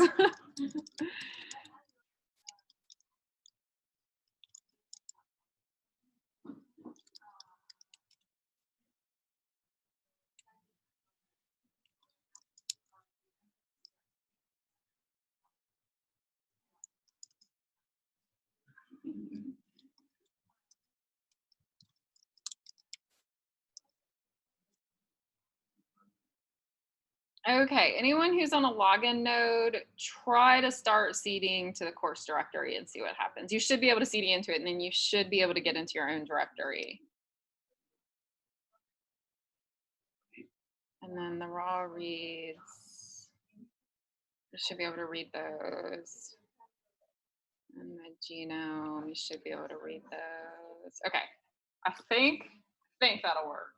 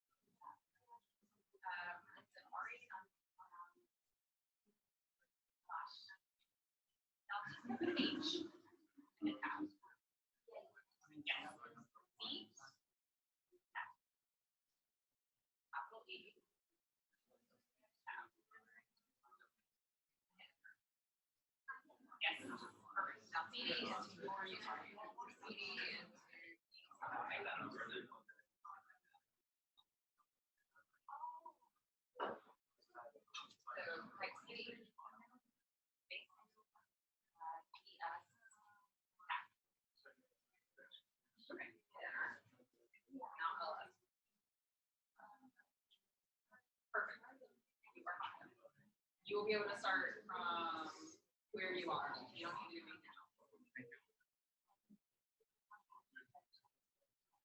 All right, who thinks that they have a good idea how to figure out the number of lines in the FASTA file?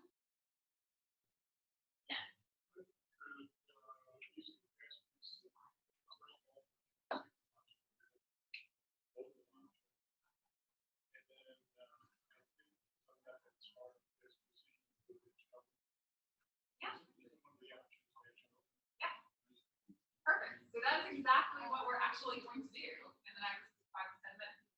However, there is also a command line utility on Linux to figure out the number of lines in the file. Did anyone look that up?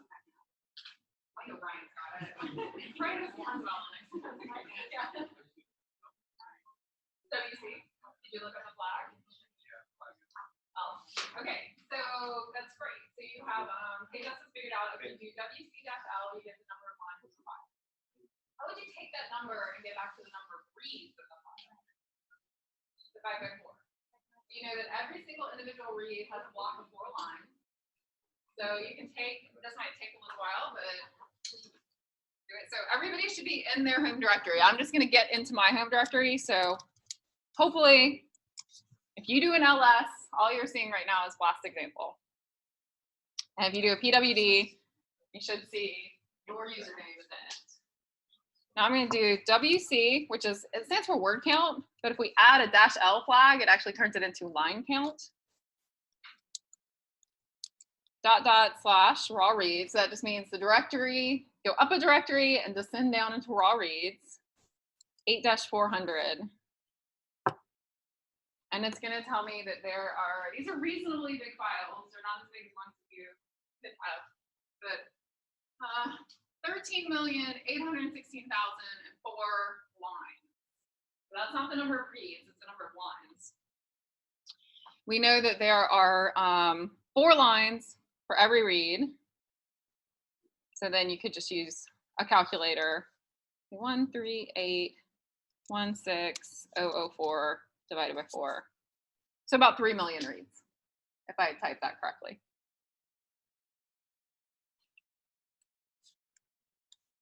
But as Ken said, we can also do this with FastQC.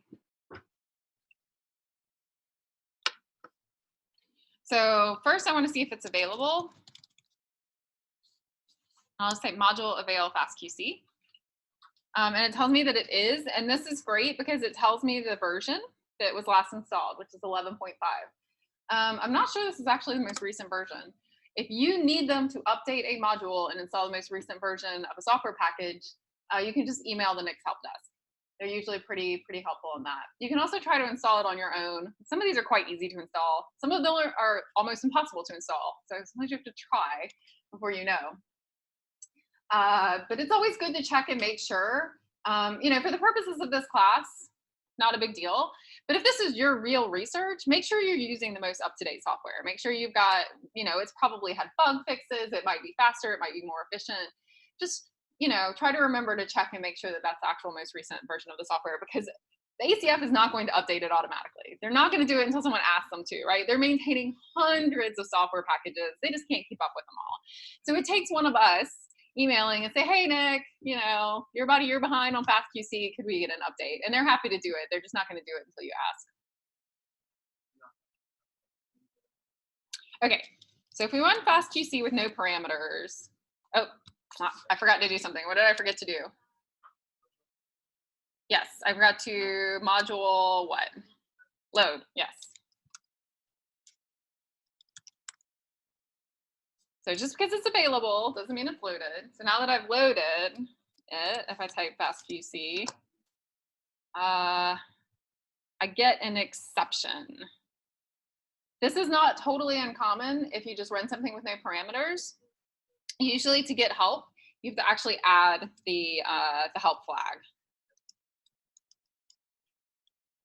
Yes, so just, I had a moment of panic. I was like, oh God, it's not working. It is working. You just have to add the -help flag, and it gives you all of those lovely flags that you can use to change the way the program runs.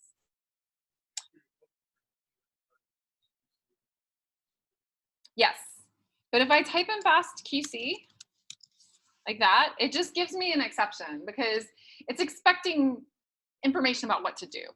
It says, what do you want me to do? It's expecting some more information on the command line. So it just gives you an error, but if you add the -help, it works fine.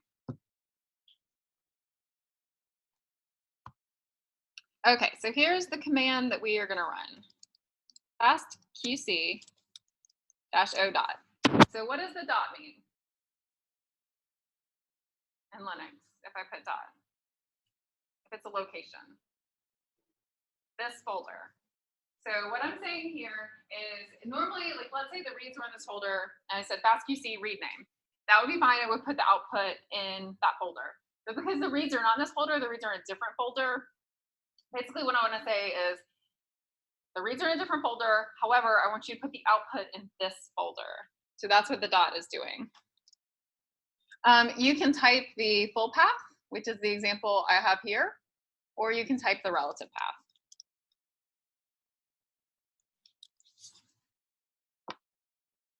This is actually going to take just a little while.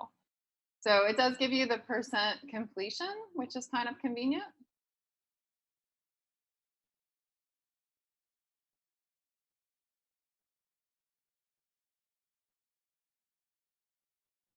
And even after the analysis is complete, it takes just a second before it returns. So I will highlight that for anyone still typing. But I like this software because it gives me really clear feedback on how long it's taking and when it's complete and that it worked correctly. So that's nice.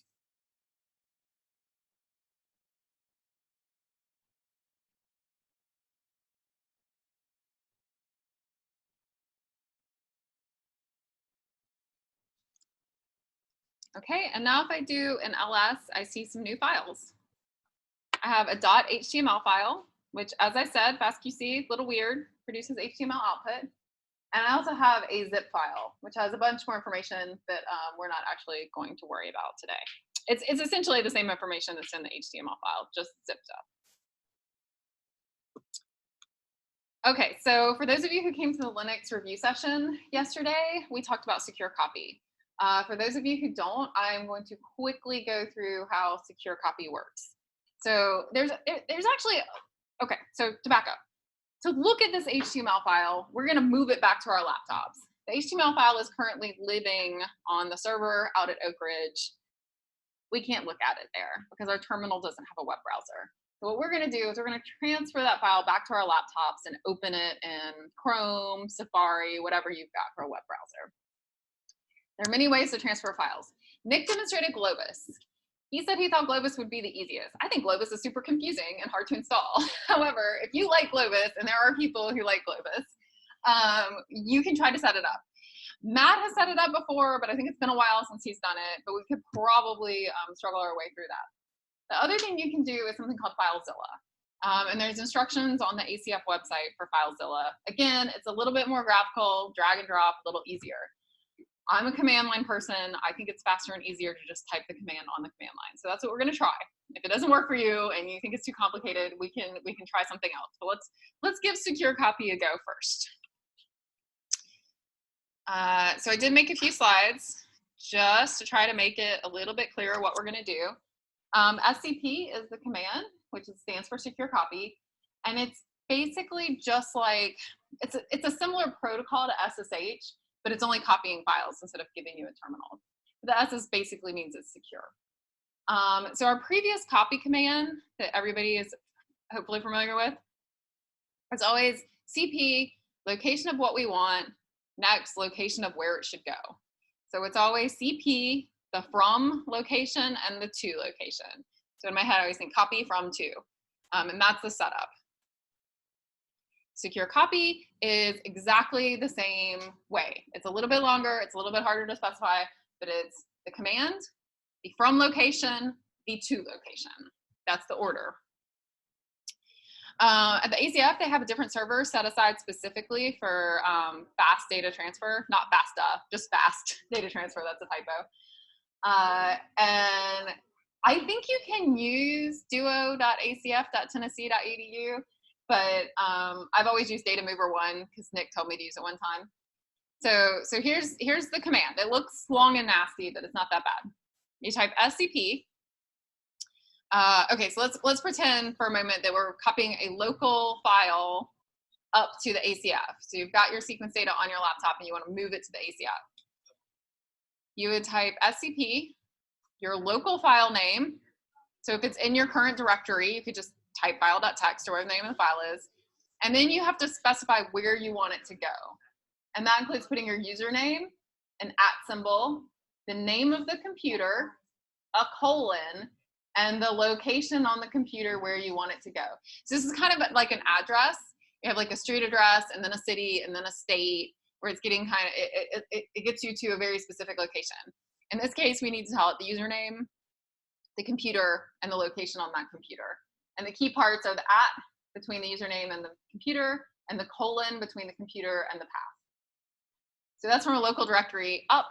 What we're actually going to be doing in this lesson is from the ACF back down to your local computer. So I'm going to do basically the reverse of that, where I say I want a secure copy from username @ the computer, this file. So all of that with no spaces. And then I'm just going to use the dot as I want to copy it right to where I am. Any questions on that? You guys ready for an example? Are you excited? There was a graduate student, and I sat down at his computer, and I was like, oh, I just need to give you some files, and I secured copied. And he was like, oh my God, it's magic. Because it's really fast when you get good at it. And you can just put the files anywhere, and it happens super fast. So hopefully that'll happen here. All right, I'm gonna go back to our lab. Okay, so this terminal is on the ACF. We can't use this terminal to do the secure copy because it's already on the ACF. What I want to do is I want to open a terminal on my laptop. So I'm just going to do Control N and make this really big. And this is something that Nick mentioned yesterday, or Abdullah or somebody. You can have two terminals open and they can be connected to completely different computers. It's up to you to keep track of who's connected to what and what's going on. But this can make you a lot more efficient because you can be doing 2 or 3 things at once. So maybe you've got one terminal, FastQC is running. Maybe you've got another terminal, you're doing some mapping. Maybe you got another terminal, you're copying things back to your computer. So don't be afraid as you scale up to open multiple terminals to do multiple things. In this case, we need to find our desktop. If you are on a Mac, that's going to be really easy. You can just CD desktop. If you were on Git Bash, that's going to be really easy because I think you can just CD desktop like I just did. If you were on Putty, none of this is going to work. So I told everyone to install Git Bash for a reason. Nick said, oh, you can use Putty, which you can. And Putty might have a secure copy utility. I don't know. I don't use Putty.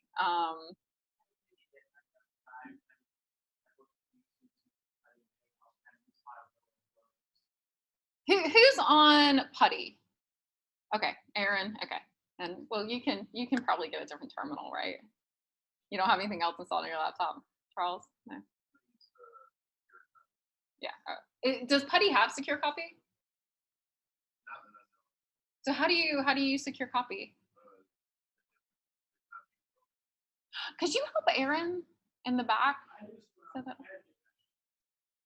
Okay. Okay. Once you open up Git Bash and you do CD desktop, does everybody on their new terminal connected to their laptop, do they see this? Yep, okay, great. So we are gonna do secure copy.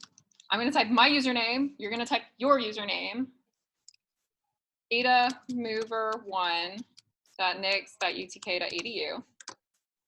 So that's the name, so my username at the name of the computer, colon, Lester Haven.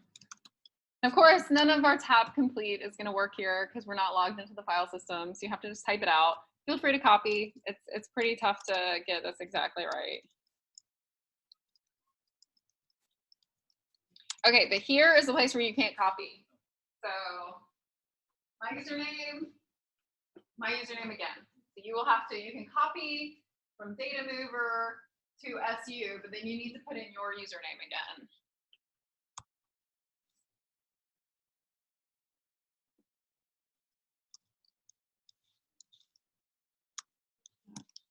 one_fastqc.html. Okay, so that is the full path, name of the file, space, and then a period, which means copy it onto my desktop. If you don't want it on your desktop, you can CD somewhere else in your computer. And see, it's this exact file name, and I know where it is because I can type pwd. Okay, so I'm going to come back here and hit enter. It's going to make me do the whole duo thing all over again. We're very secure.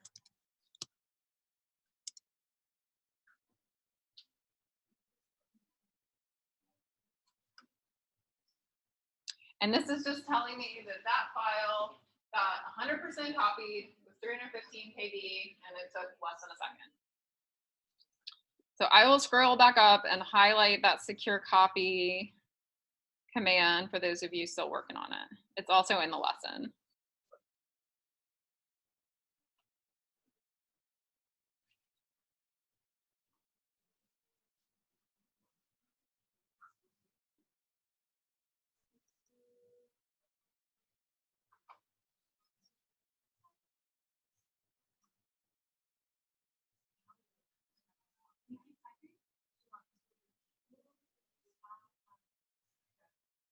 Yeah, this tab's not gonna work because you're not on.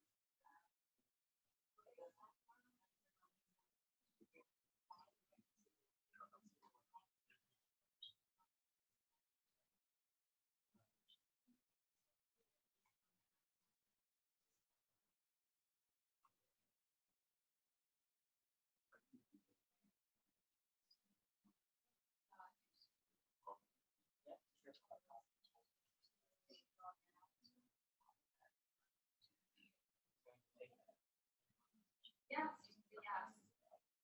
So we may ask you, do you trust data number one? This computer that you're okay with, and you just have to pick the word yes.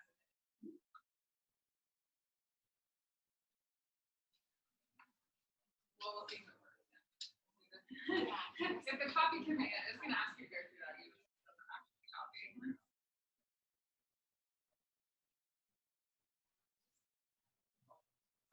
Oh, it works. Perfect. Okay. Yeah, so even if the command is misformatted, it's still going to make you go through the whole rigmarole of logging in. And that's basically because ACS, as a secure system, isn't going to send you any information so you can prove that you are who you are. So it's not going to tell you, does that computer exist?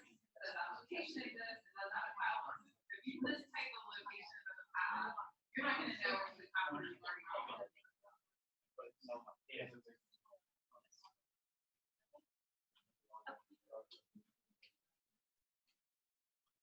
Okay.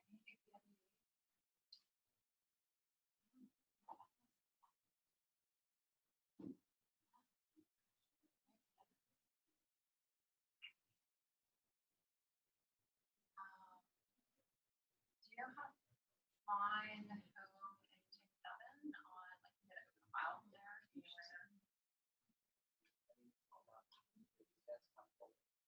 Okay.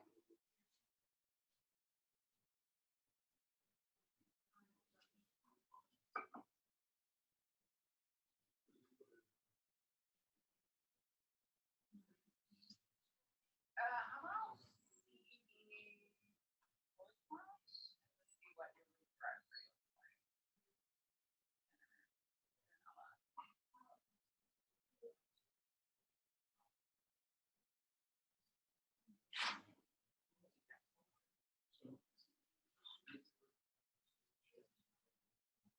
How about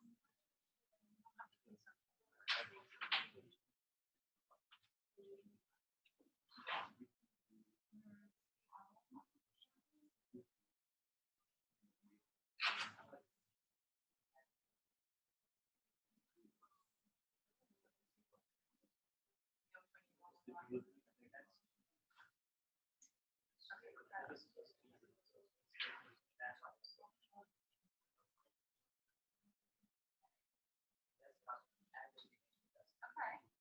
Back up.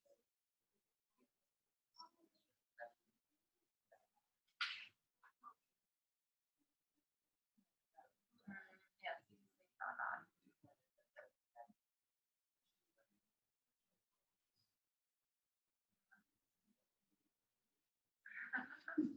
Does anyone know how to find? Is anyone using GitBash having trouble finding their desktop? Wait, if you do PWD, what is the path to your desktop? I had to go to CD, for my name, and then Okay. You can also use CD tilde.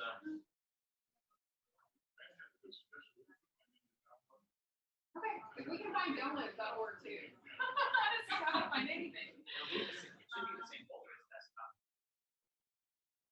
Well, I don't know. If you know where it is, do you know how to get to it? Use CD tilde, and then that'll take you to your home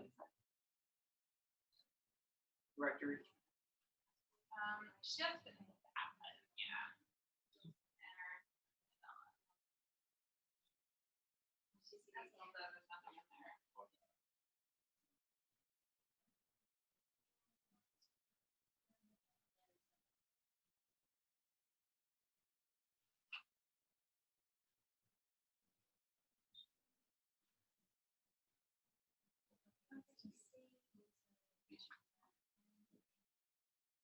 That's what, yeah, okay, that's what she.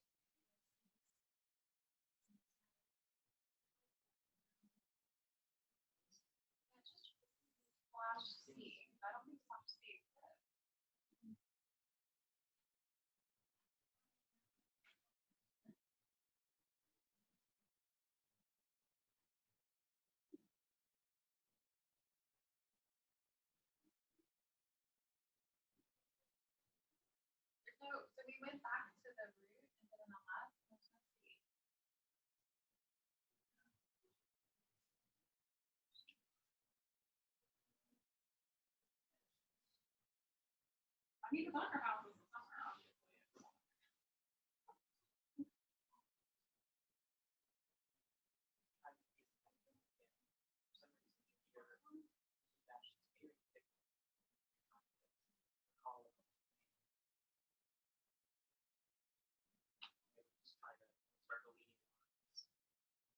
Well, you can try copying the file to wherever you are and then searching for it. And maybe the search on your operating system will find it. Okay, for those of you who have gotten the file, hopefully it is on your desktop. Sure.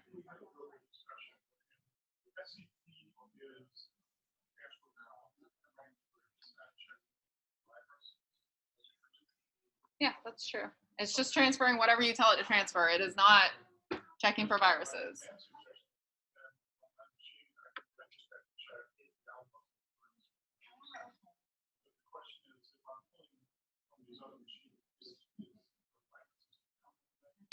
You would only copy files that you had created and that you trusted. I would not necessarily try to copy any files if you didn't know their origin or they weren't from a trusted source. Yeah. Like in this case, I can feel really confident because we just generated this file. It's not a virus. We just generated it. So yeah, I mean, that's a good question. You definitely could have security concerns if you're downloading from somebody else or from, a public server that wasn't, you didn't know where the file came from.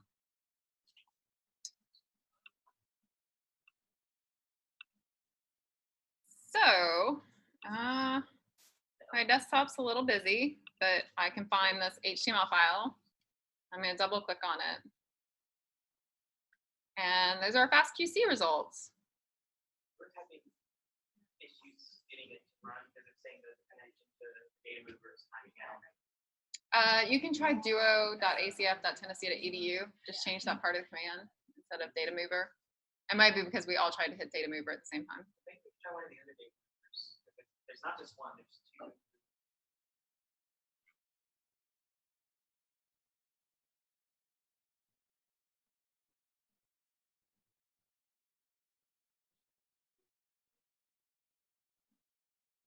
Oh, no, this wasn't the right one. This is one I did before.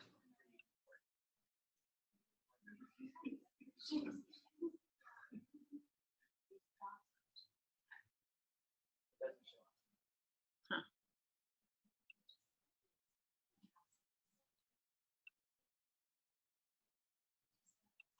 There we go. So how many people have made it to the point of looking at their FastQC results? Okay, so we've lost about, okay, so we're a little more than half. I'll keep moving forward, just kind of explaining these. Those of you who need to catch up, we'll take a break in just a minute. So it tells us how many total sequences there are, the GC content, the sequence length, and it gives us that nice quality score chart. You can see that pretty much everything is in the high quality range. This is a reference to the sequencing instrument and the actual slide on the instrument. If you had problems here, you would see yellow or red or different colors. In this case, the whole slide is blue. It looks like there were no problems with the slide on the instrument. Per sequence quality scores. So this is averaged over the quality of the entire read. So it's averaging all those quality scores for all the bases. You can see for the most part, our reads have extremely high average qualities. Anything over 30, again, would be considered extremely high quality. This is really common to see. So this is looking at the percent of ACs, Ts, and Gs at each position across the reads.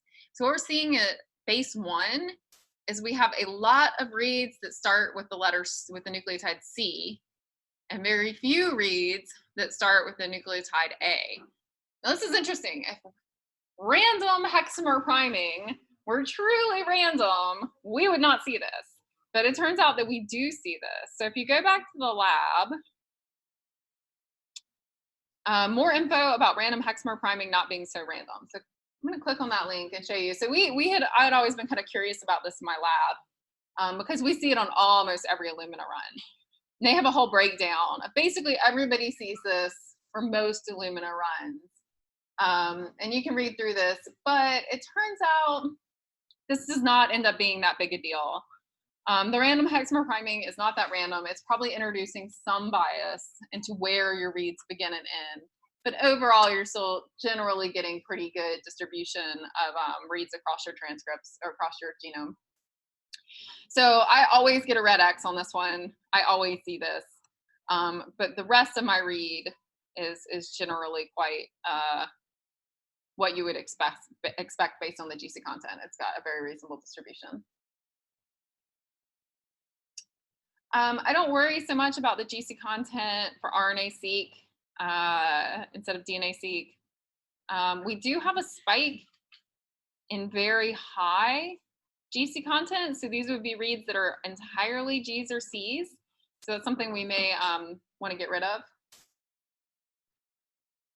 We don't have any reads with Ns. Ns are used to represent nucleotides that we're not sure if they're ACs, Ts, and Gs. We don't have any of those. Our sequence length distribution is very high, from about 49 to 52 bases per read, which is about what we expect. Duplication levels this is actually surprisingly good for RNA-seq. If you have a few very abundant transcripts, they can show up looking like they're a lot of duplicated reads. This is basically something I don't pay attention to for RNA sequencing. I would only pay attention to it for DNA sequencing. I mean, it's just saying if you have absolutely identical reads where from beginning to end, they're perfectly identical. And that should be pretty rare. Unless you're doing RNA sequencing and you have a transcript that it's just been sequenced thousands and thousands and thousands of times because it's very highly expressed, then by chance you will get reads that are beginning and ending in the same place. In a whole genome sequencing context, this usually indicates you've got repetitive regions that you're sequencing through. What this is actually looking for, as far as a sequence quality standpoint, is did you have PCR problems? Did you PCR up the same fragment over and over and over and over and create bias in your library? So that can be kind of tough to figure out. But in this case, it looks really good. We don't have any overrepresented sequences. Again, if you have like primer dimer problems, or if you have something that's just has taken over your entire sequencing library because of PCR or something went wrong, you might see overrepresented sequences. FastQC will check for the most common adapters. It doesn't know about every adapter on Earth, but it knows about some of the most common ones, and it will check for them. In this case, we don't have any adapter content. Here we do have, again, a little bit of chaos in those first 6 bases. That's going to also be due to the non-random random hexamer priming that is actually not random. But I'm not, again, I wouldn't worry about that too much. This one's actually kind of weird. I don't know why we're getting so many CCCCCs, GGGGGs. I don't know.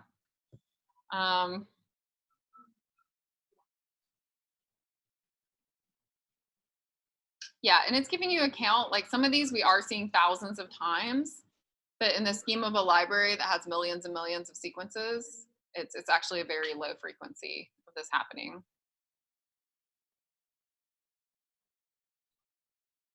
Okay, so basically this is just giving you tons of different quality metrics for your sequence files.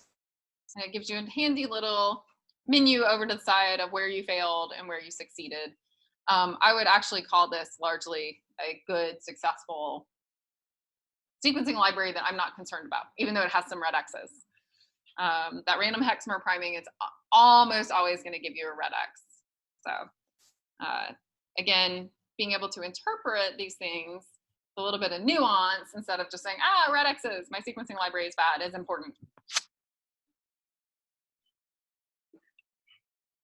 Oops.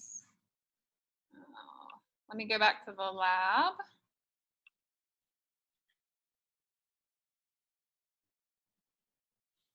Okay, so if you are new to Linux, you may not want to worry about this. You could just type fastqc file 1 and wait for it to finish. Fastqc, this name of the second file, wait for it to finish. Fastqc, the name of the third file, wait for it to finish. And you could check all your files like that. If you were getting a little bit deeper into Linux and starting to think about processing 10, 20, 30, 100 files, it's really useful to learn about for loops. And for loops is basically a way to tell the computer, go do this command over and over and over again on this set of files. Don't bother me. I'm not going to type out all 50 commands. I just want you to go do this. And this is the structure. So you say for f is a variable that's going to hold our file name, for f in this location. So this is basically setting us up to say for every file that matches this wildcard, what are we going to do? To start out, we're just going to echo the file name. So this is how I start out building a for loop, just to make sure it's going to work. I never just write the code, write it all at once, and then have a bunch of errors that I can't diagnose. It's really nice to do this iteratively, like just try to do one simple thing, make sure your code is working, add another step, make sure that is working, add another step, make sure that is working. And that's kind of how you build up to more complex programs, more complex commands. Okay, so this is back on my ACF terminal. So if I do uname-a, I can see that it says ACF and not Meg's laptop. Let me do an ls to make sure I'm still where I think I am. And then I am going to type this for loop. So for f in Lester Haven courses EPP, raw reads, star fq. So again, I'm saying basically, look in this directory, find all of the files that fit the pattern star fq, one by one, put them into the variable f. What do I want to do with that? I'm just going to echo the file name. So tell me, and it's called a loop for a reason. It's going to go through each file and do the same set of commands. And the commands that it's going to do are in between the keywords do and done. And echo is basically just tell me what's in that variable. So I'm going to hit enter. And basically it looped over each and every one of those files and it echoed that name back to the command line. Again, if this is way above where you are in Linux, don't worry about it. Just say, oh, for loops, I'm going to put that on my to-do list to learn about in a little while. Right now, just focus on the other parts of the lesson. And that's fine. You can get lots done on the command line without doing for loops. Okay, so now I'm confident I have a working for loop. It's able to find the files and echo them, but now I actually want to run fastqc on them.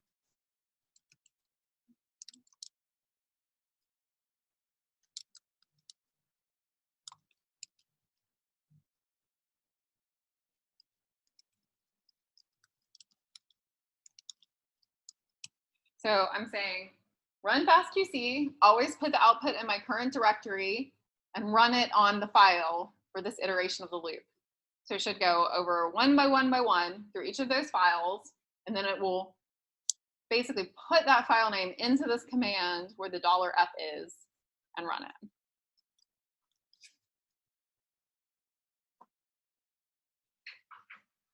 So what you should see happening here is that it's taking the first file and it's running fastqc. And then as soon as that's done, it's going to loop back through, find the next file, and start working on the next file. And so now we're doing 10.800. So this should go through and run fastqc on all 6 files. So this is really handy if you have a lot of files.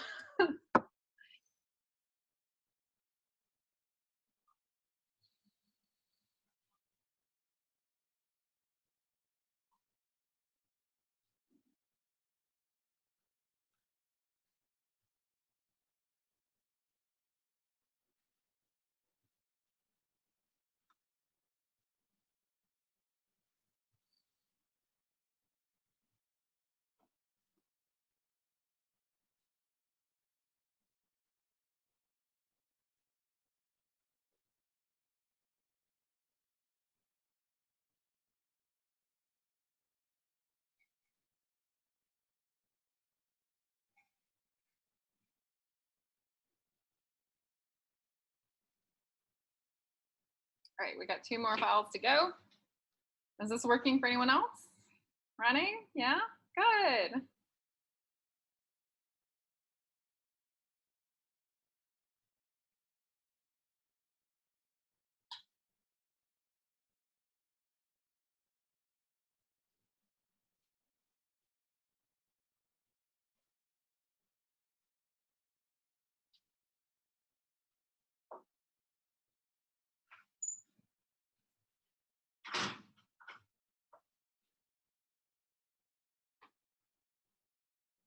And once it fully completes, it's going to return you back to your command line prompt. If I type ls, I should see that I now have HTML files for all 6 of my FASTQ files.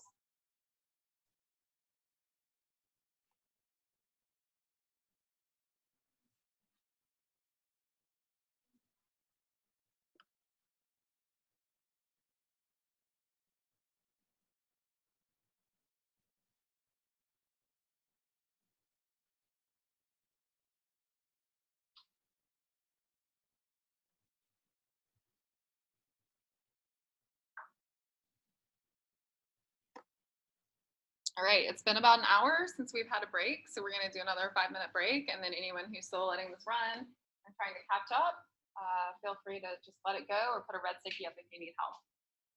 I'll see you guys at 11:13. Hard to pay attention for 3 straight hours on these breaks.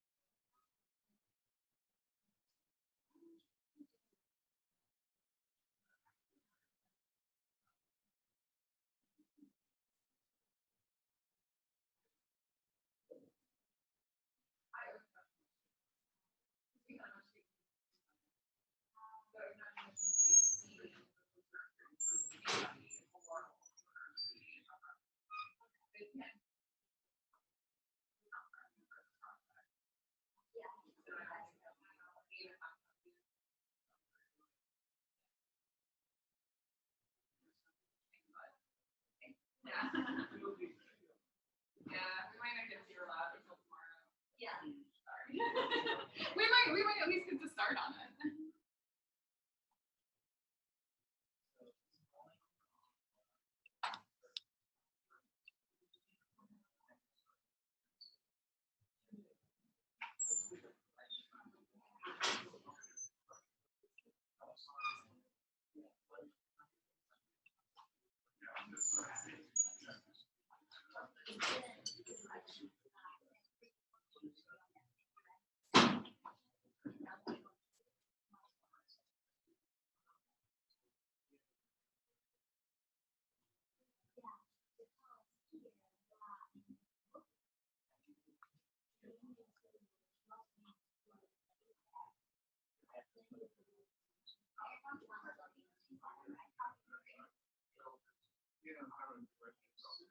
Are you not? I thought I opened. I'm gonna get GLA.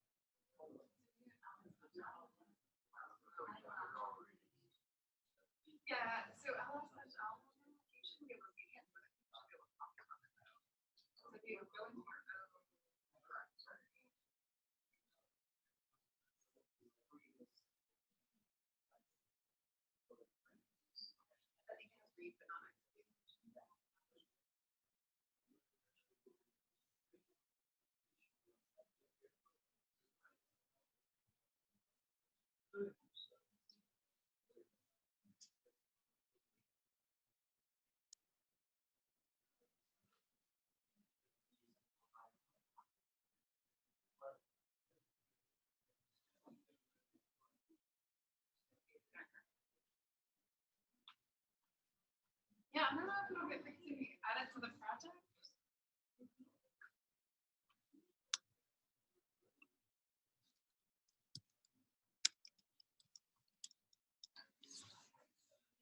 So yeah, see, I think it's because it has read bit on that directory, but not an execute. And then read on all of these. And they're all there. Are you in Tug 221 if you type groups?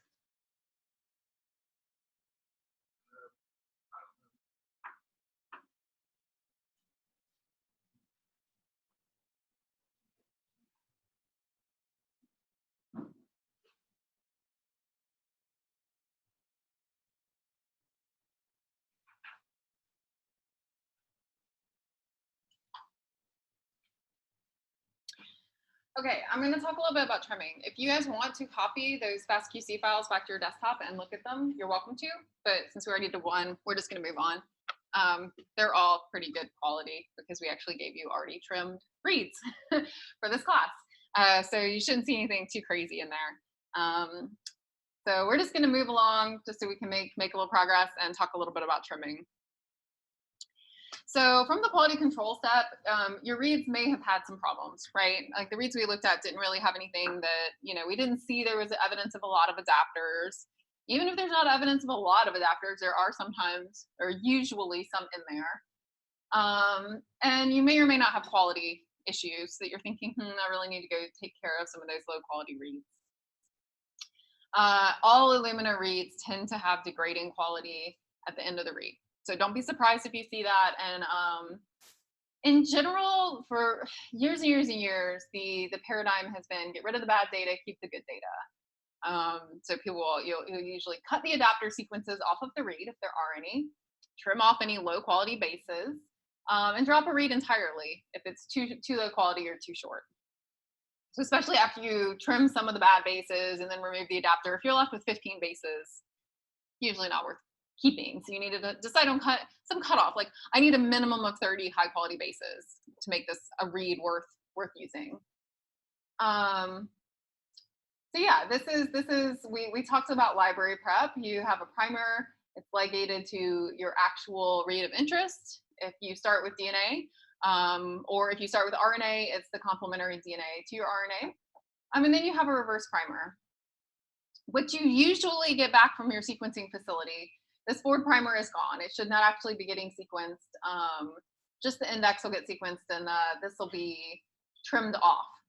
But if your fragment is shorter than the number of bases that were obtained by the sequencing machine, it's going to start sequencing into this reverse primer. So you're going to want to trim that off. This is kind of just an example of the type of adapter trimming that you might be interested in doing.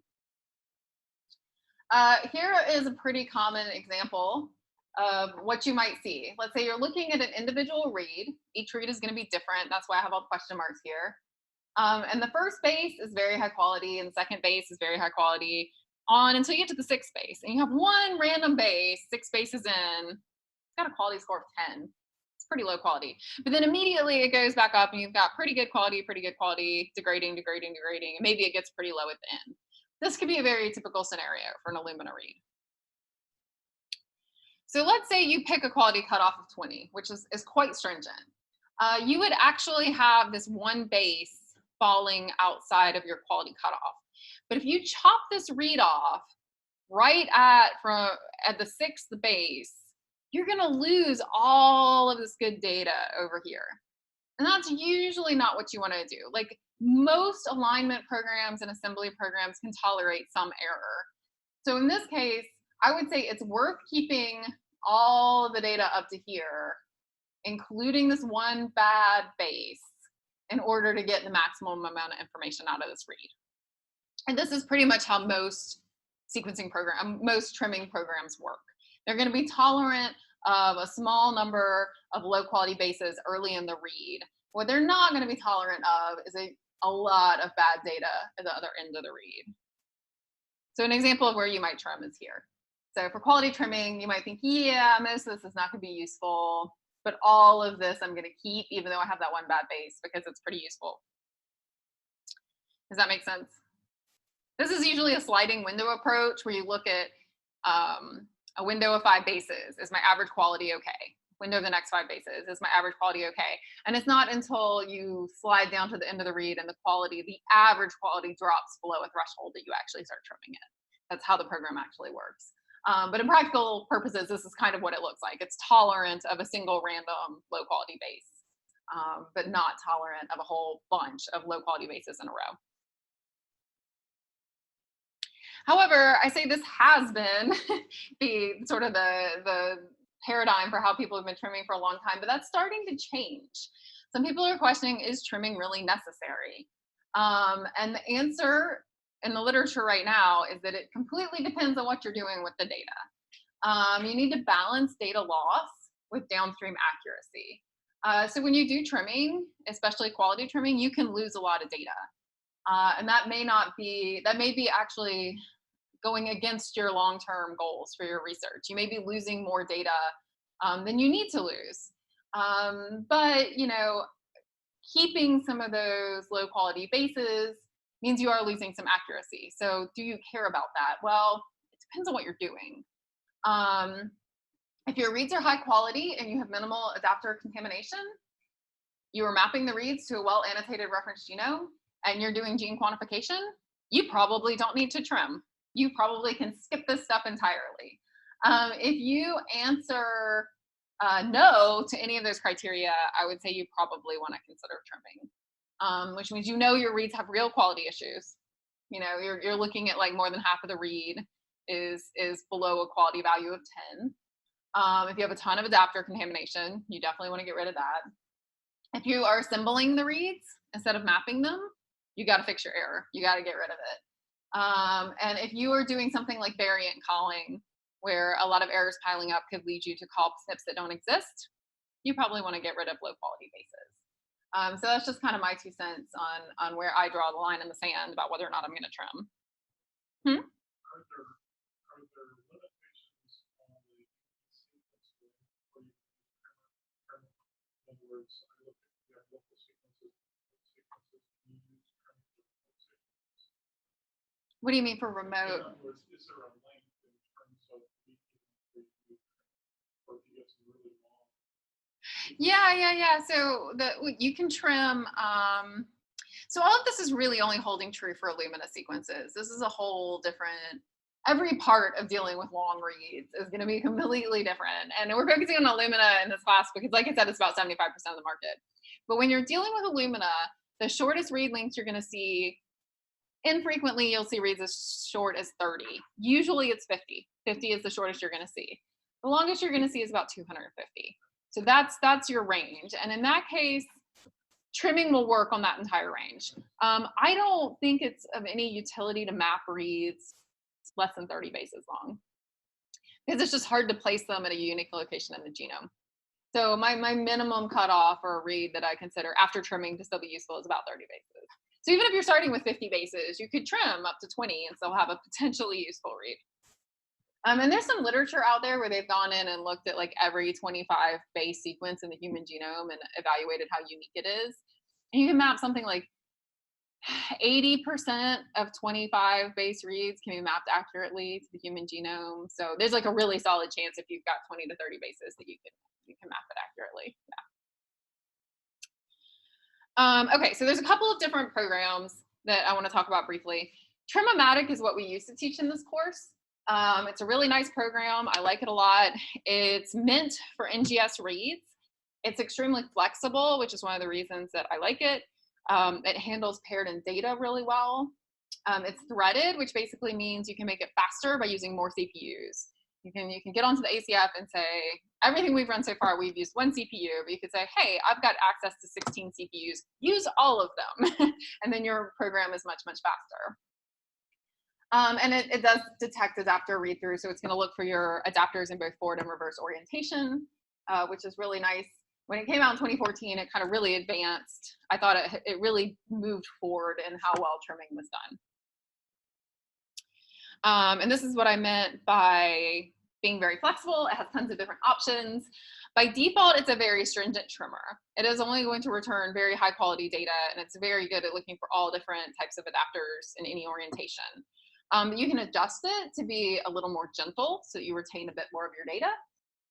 These are all the parameters. We don't need to worry about those. But just to say that you can really dial it in to do pretty much whatever you want it to do.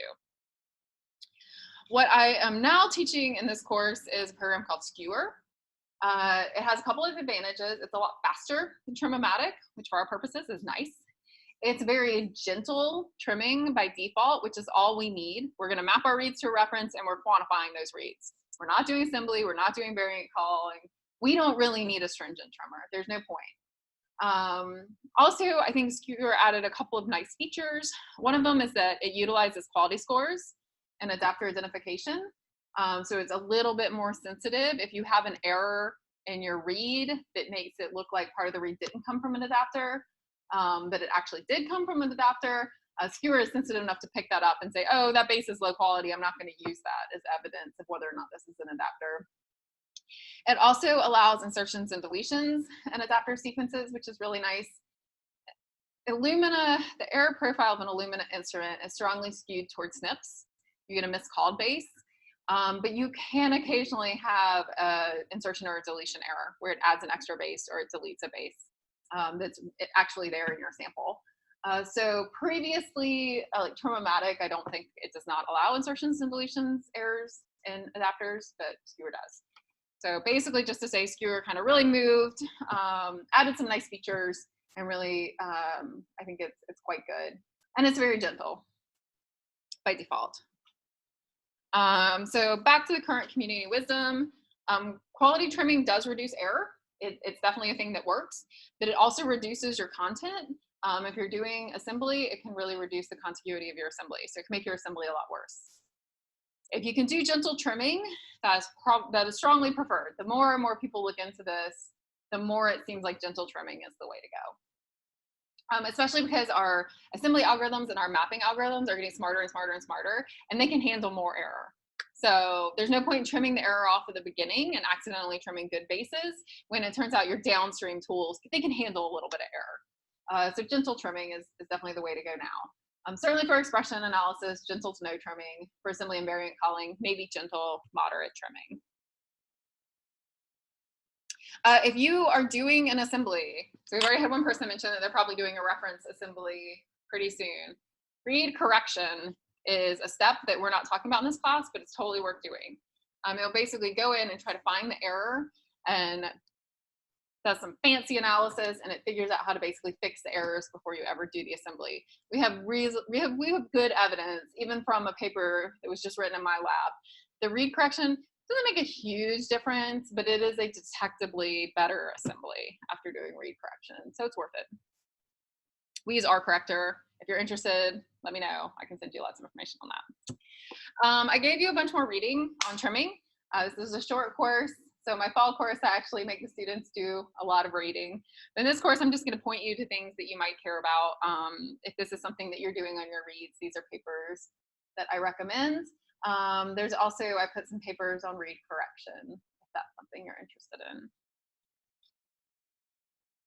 All right, any questions about trimming and why we do it or when to do it and what we're doing? Does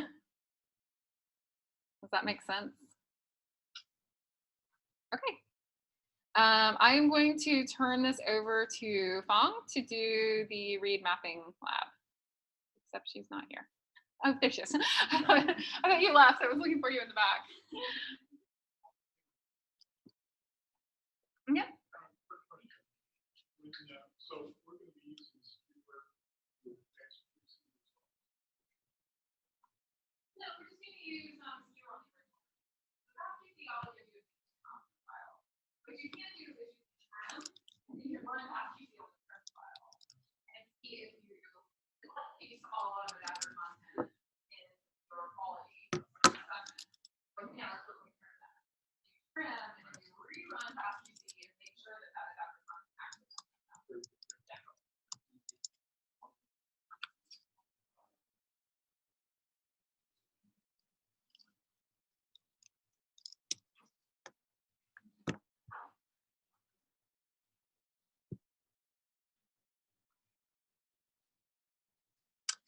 All right, we are going to the lab session for the trimming.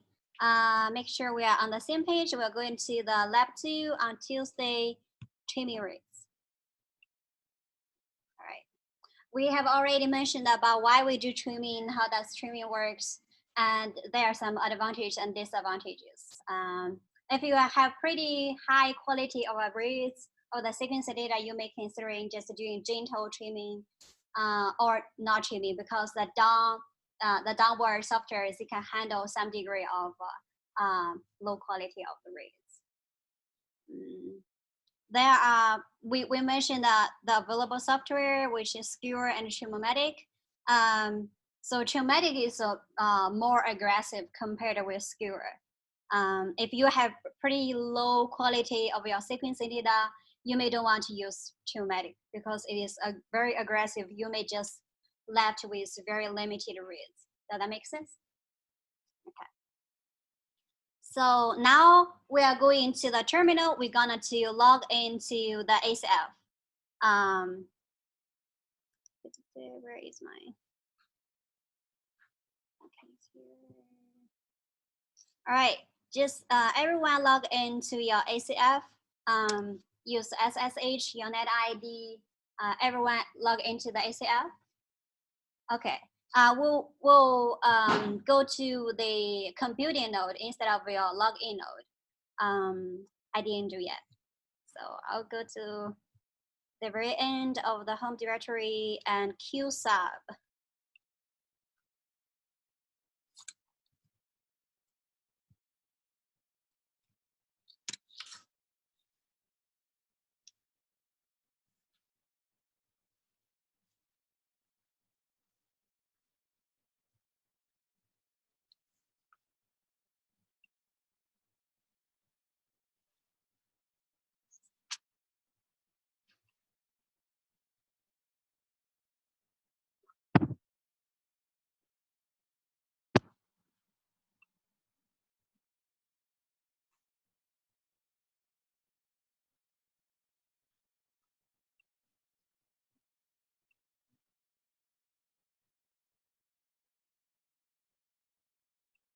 Oh, it took a couple of seconds to submit this queue.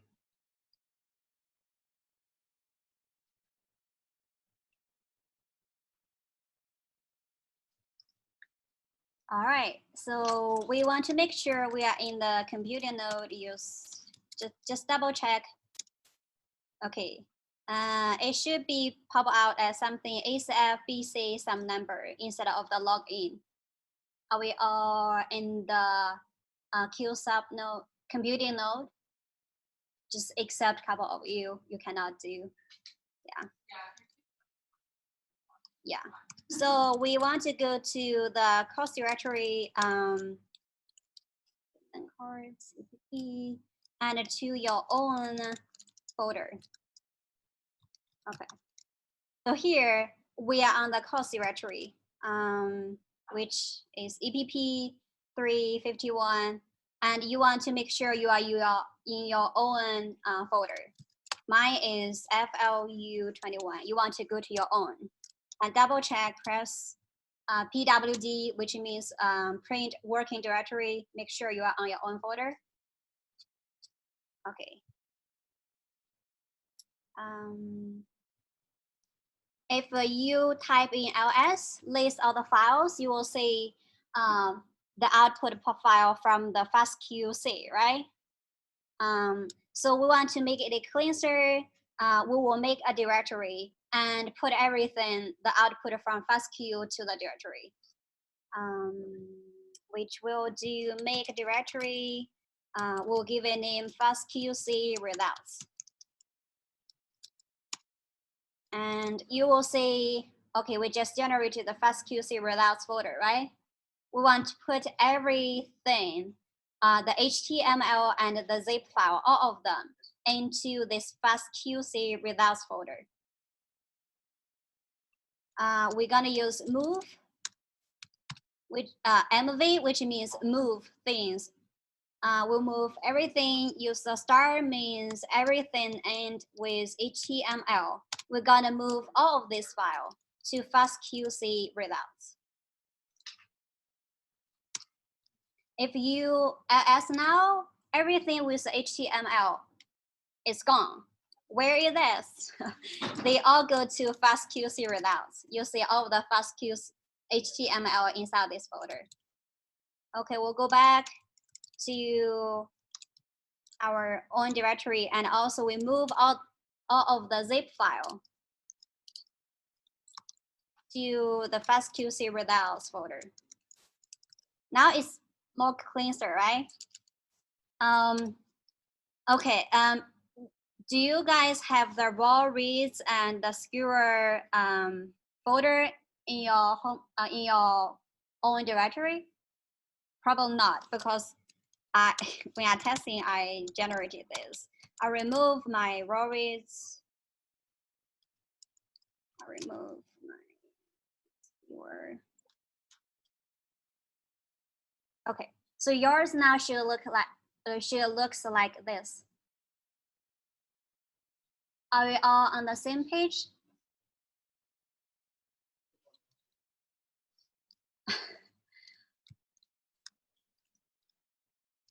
Okay.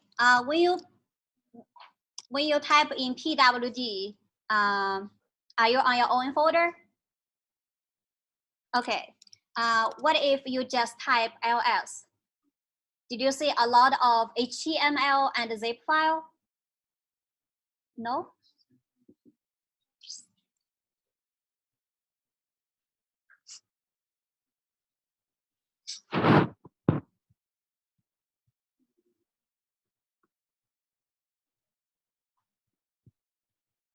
Is anyone's folder like mine?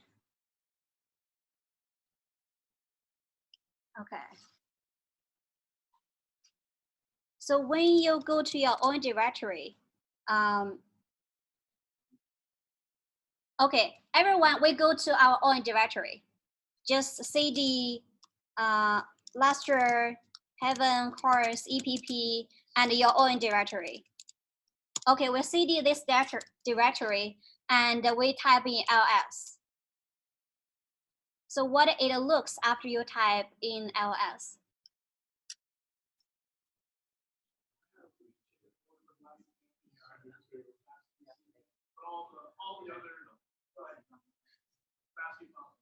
Okay, okay.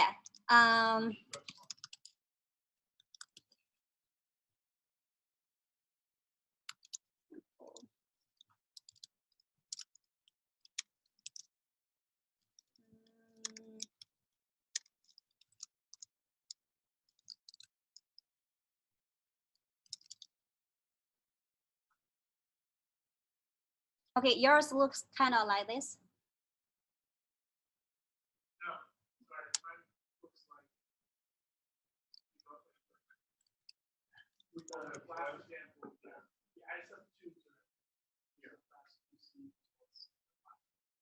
Okay, okay.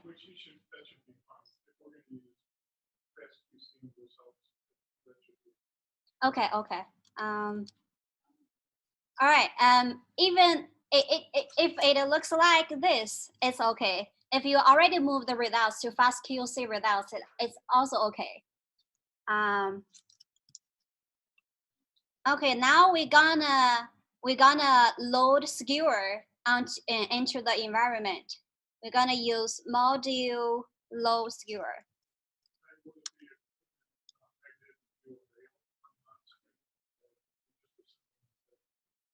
Skewer is on the ASF, but we needed to load the software into the environment. Yes, we want to make sure. Okay, yeah. Module of avail. Okay, we want to make sure they are available on ASF. Module avail skewer is there. We want to module load skewer to the environment. So now we have a very quick look of the help page of skewer, which is dash help. It will pop out the help page. It have a lot of details, which flag means what. For example, here dash X means the adapter sequencing, the adapter sequence. Dash L we're gonna use, which is the minimum read length allowed after trimming. And also the dash O means the output.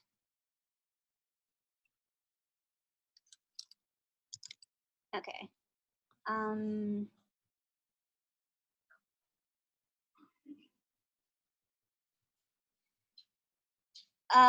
For our adapter, we already stored it in this raw directory. So in the raw reads, we have the adapter sequence.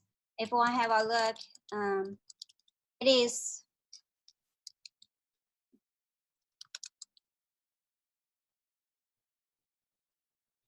it has the sequencing adapter listed on this file. So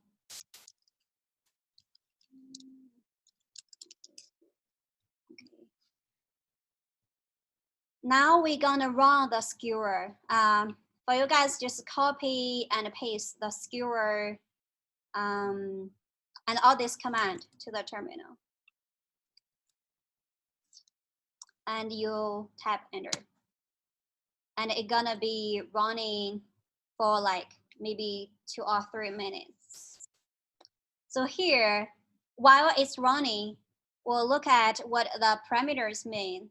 Here, the dash X means what adapter sequence it's gonna be look for. The dash L means the minimum length we're gonna allow after trimming.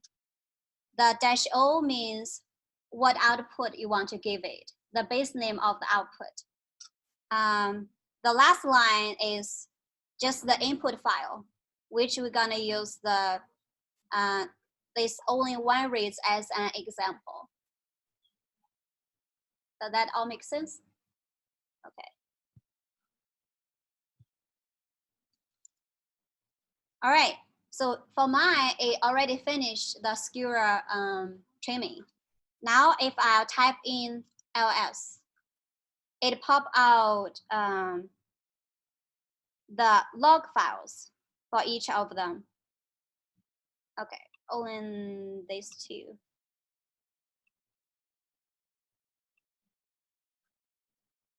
If you type in ls, did you see a file called 8/400/trimmed log? Okay, we're gonna have a look at what is inside the log file. So the log file is all the information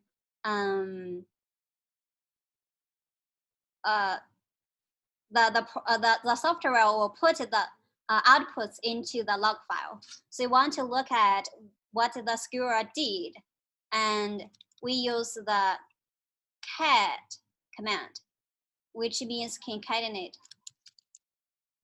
We just cat this log file, and we will see here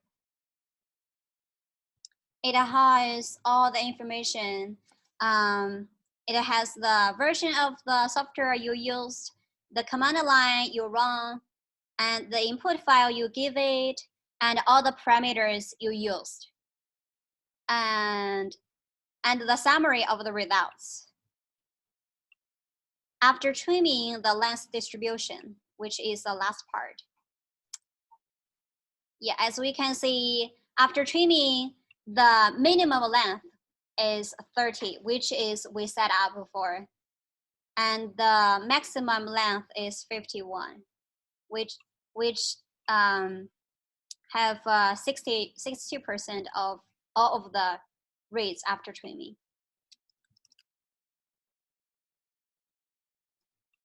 And the trimmed FASTQ is a FASTQ file after trimming. Okay.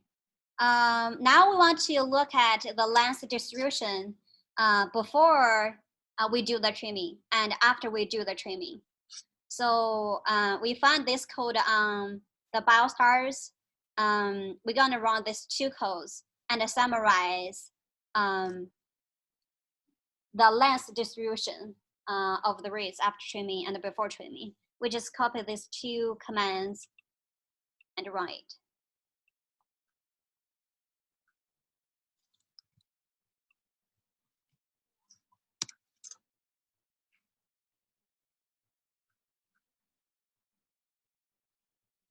Okay, this is the trimmed FASTQ we give it, which is after trimming, right? So we can see the distribution of the reads. And then we're gonna summarize the reads of the original file,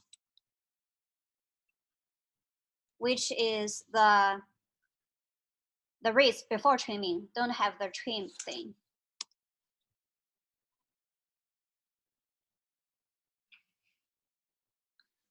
Okay. Let me get some more.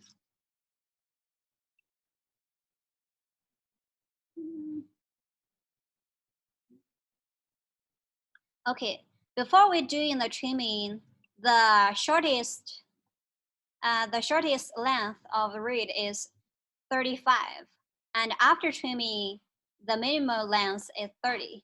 So during the trimming process, some low quality base pairs they are trimmed off. So it make overall the read length decreased. And if we look at the largest one, it is 51. The 51 base pair. Originally, it has 3,244,411. After trimming, we have that much. So after trimming, we got a length of the same length of the reads.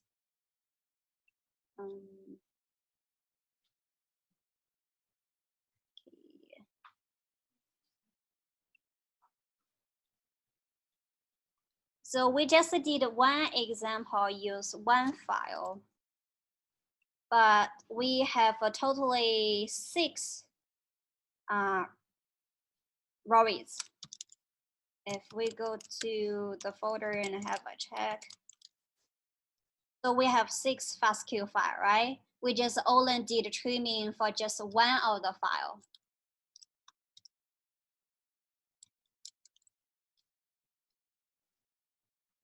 Say we only did the trimming for one of the file. In order to do all of this, you can run one by one just by changing here, by changing the input to the other for the remaining 5 files. You can also do a for loop. We will not go into the details of how you will create a for loop, but I will give a quick view of how you do this.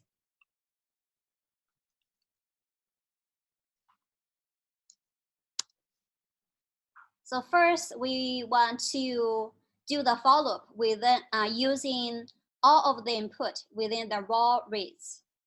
The star FQ means everything end of FQ will gonna be the input. Echo means we gonna just output everything, every file named end FQ.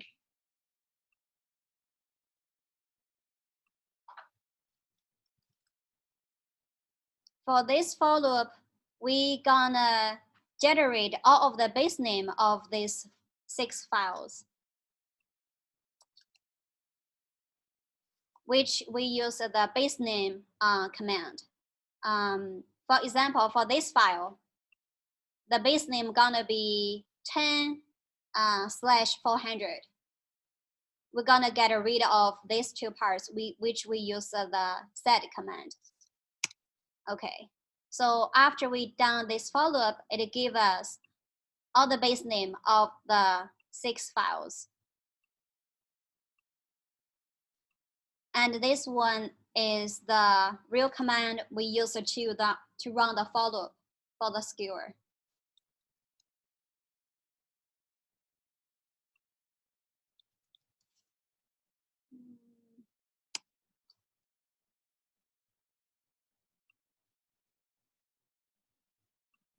Yeah, for this one, it will working on the file one by one. We totally have 6 files. It will working one by one. It gonna take a while for it to finish. Yeah, here is the skewer we run on each of the file, which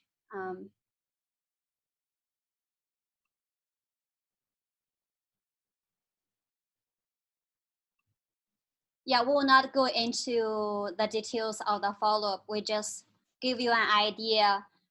The follow-up will just help to make the process easier. You just write a follow-up instead of type in one by one again and again. Yeah. Now it's working on the second directory, the second file, on the third file. Then we'll finish all of them.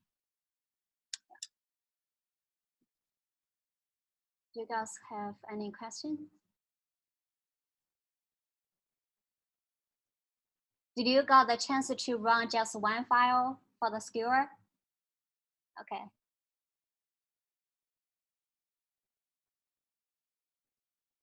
Yeah, after it finished, it will generate 6 of the trimmed file and 6 of the log file. So you will see that after it's done. Yeah, that's the trimming lab part. Are you going to do the file system, Meg? We already done the trimming lab part. Are we going to do the file system today? Yeah. Yeah.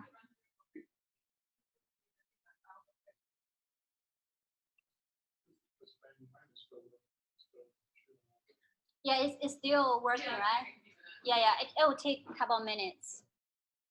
Yeah, we'll get this part done and see. Maybe we don't have enough time to do the file system. The file system I build is just to help you to be more familiar with how you change a directory, how you make directory, and how you make files and navigate within the file system. Yeah. If you are interested, you can just click in the PowerPoint and click the link and try to practice by yourself.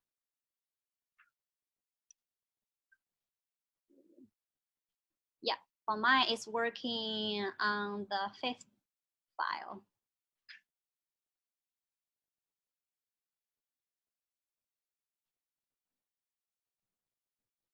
Now it's on the 6th file.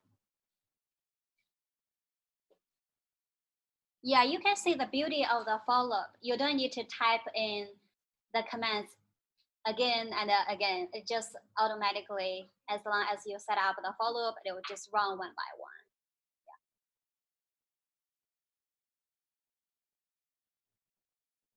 Yeah. Especially you have a lot of files to run.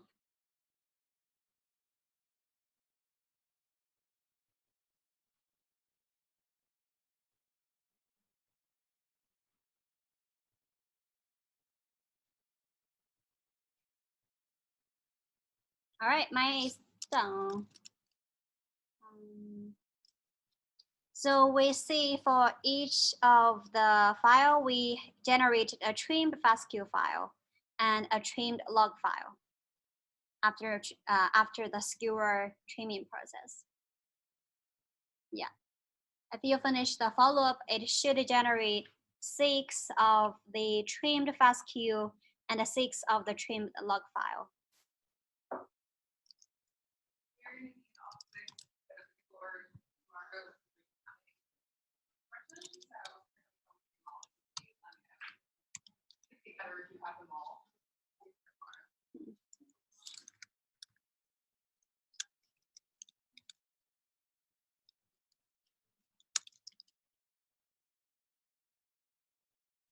Yeah, after the follow-up, you should have all of these file, trimmed FASTQ and trimmed log file and the log file for each of the 6 file. Yeah, tomorrow we're gonna use this as input for mapping. Yeah. All right, that's it. In the example that we were doing in directory setup, one of the last steps was to create a feedback. It's not necessary. The purpose is I just want you guys to have practice. Yeah, if you are interested in doing some feedback, you just follow that, create a file of feedback.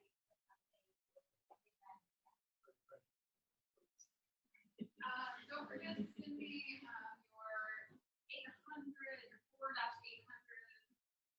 or 8-400 FASTQ file if you're enrolled in the class. I have been summoned to the department head's office, 2 p.m. today, so office hours will be 1:30 to 2. And then if you need to meet with me after that, just let me know. If you have any questions about today.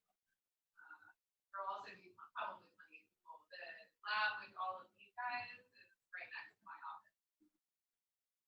So visit us, and I will see you for half hour. Thank you.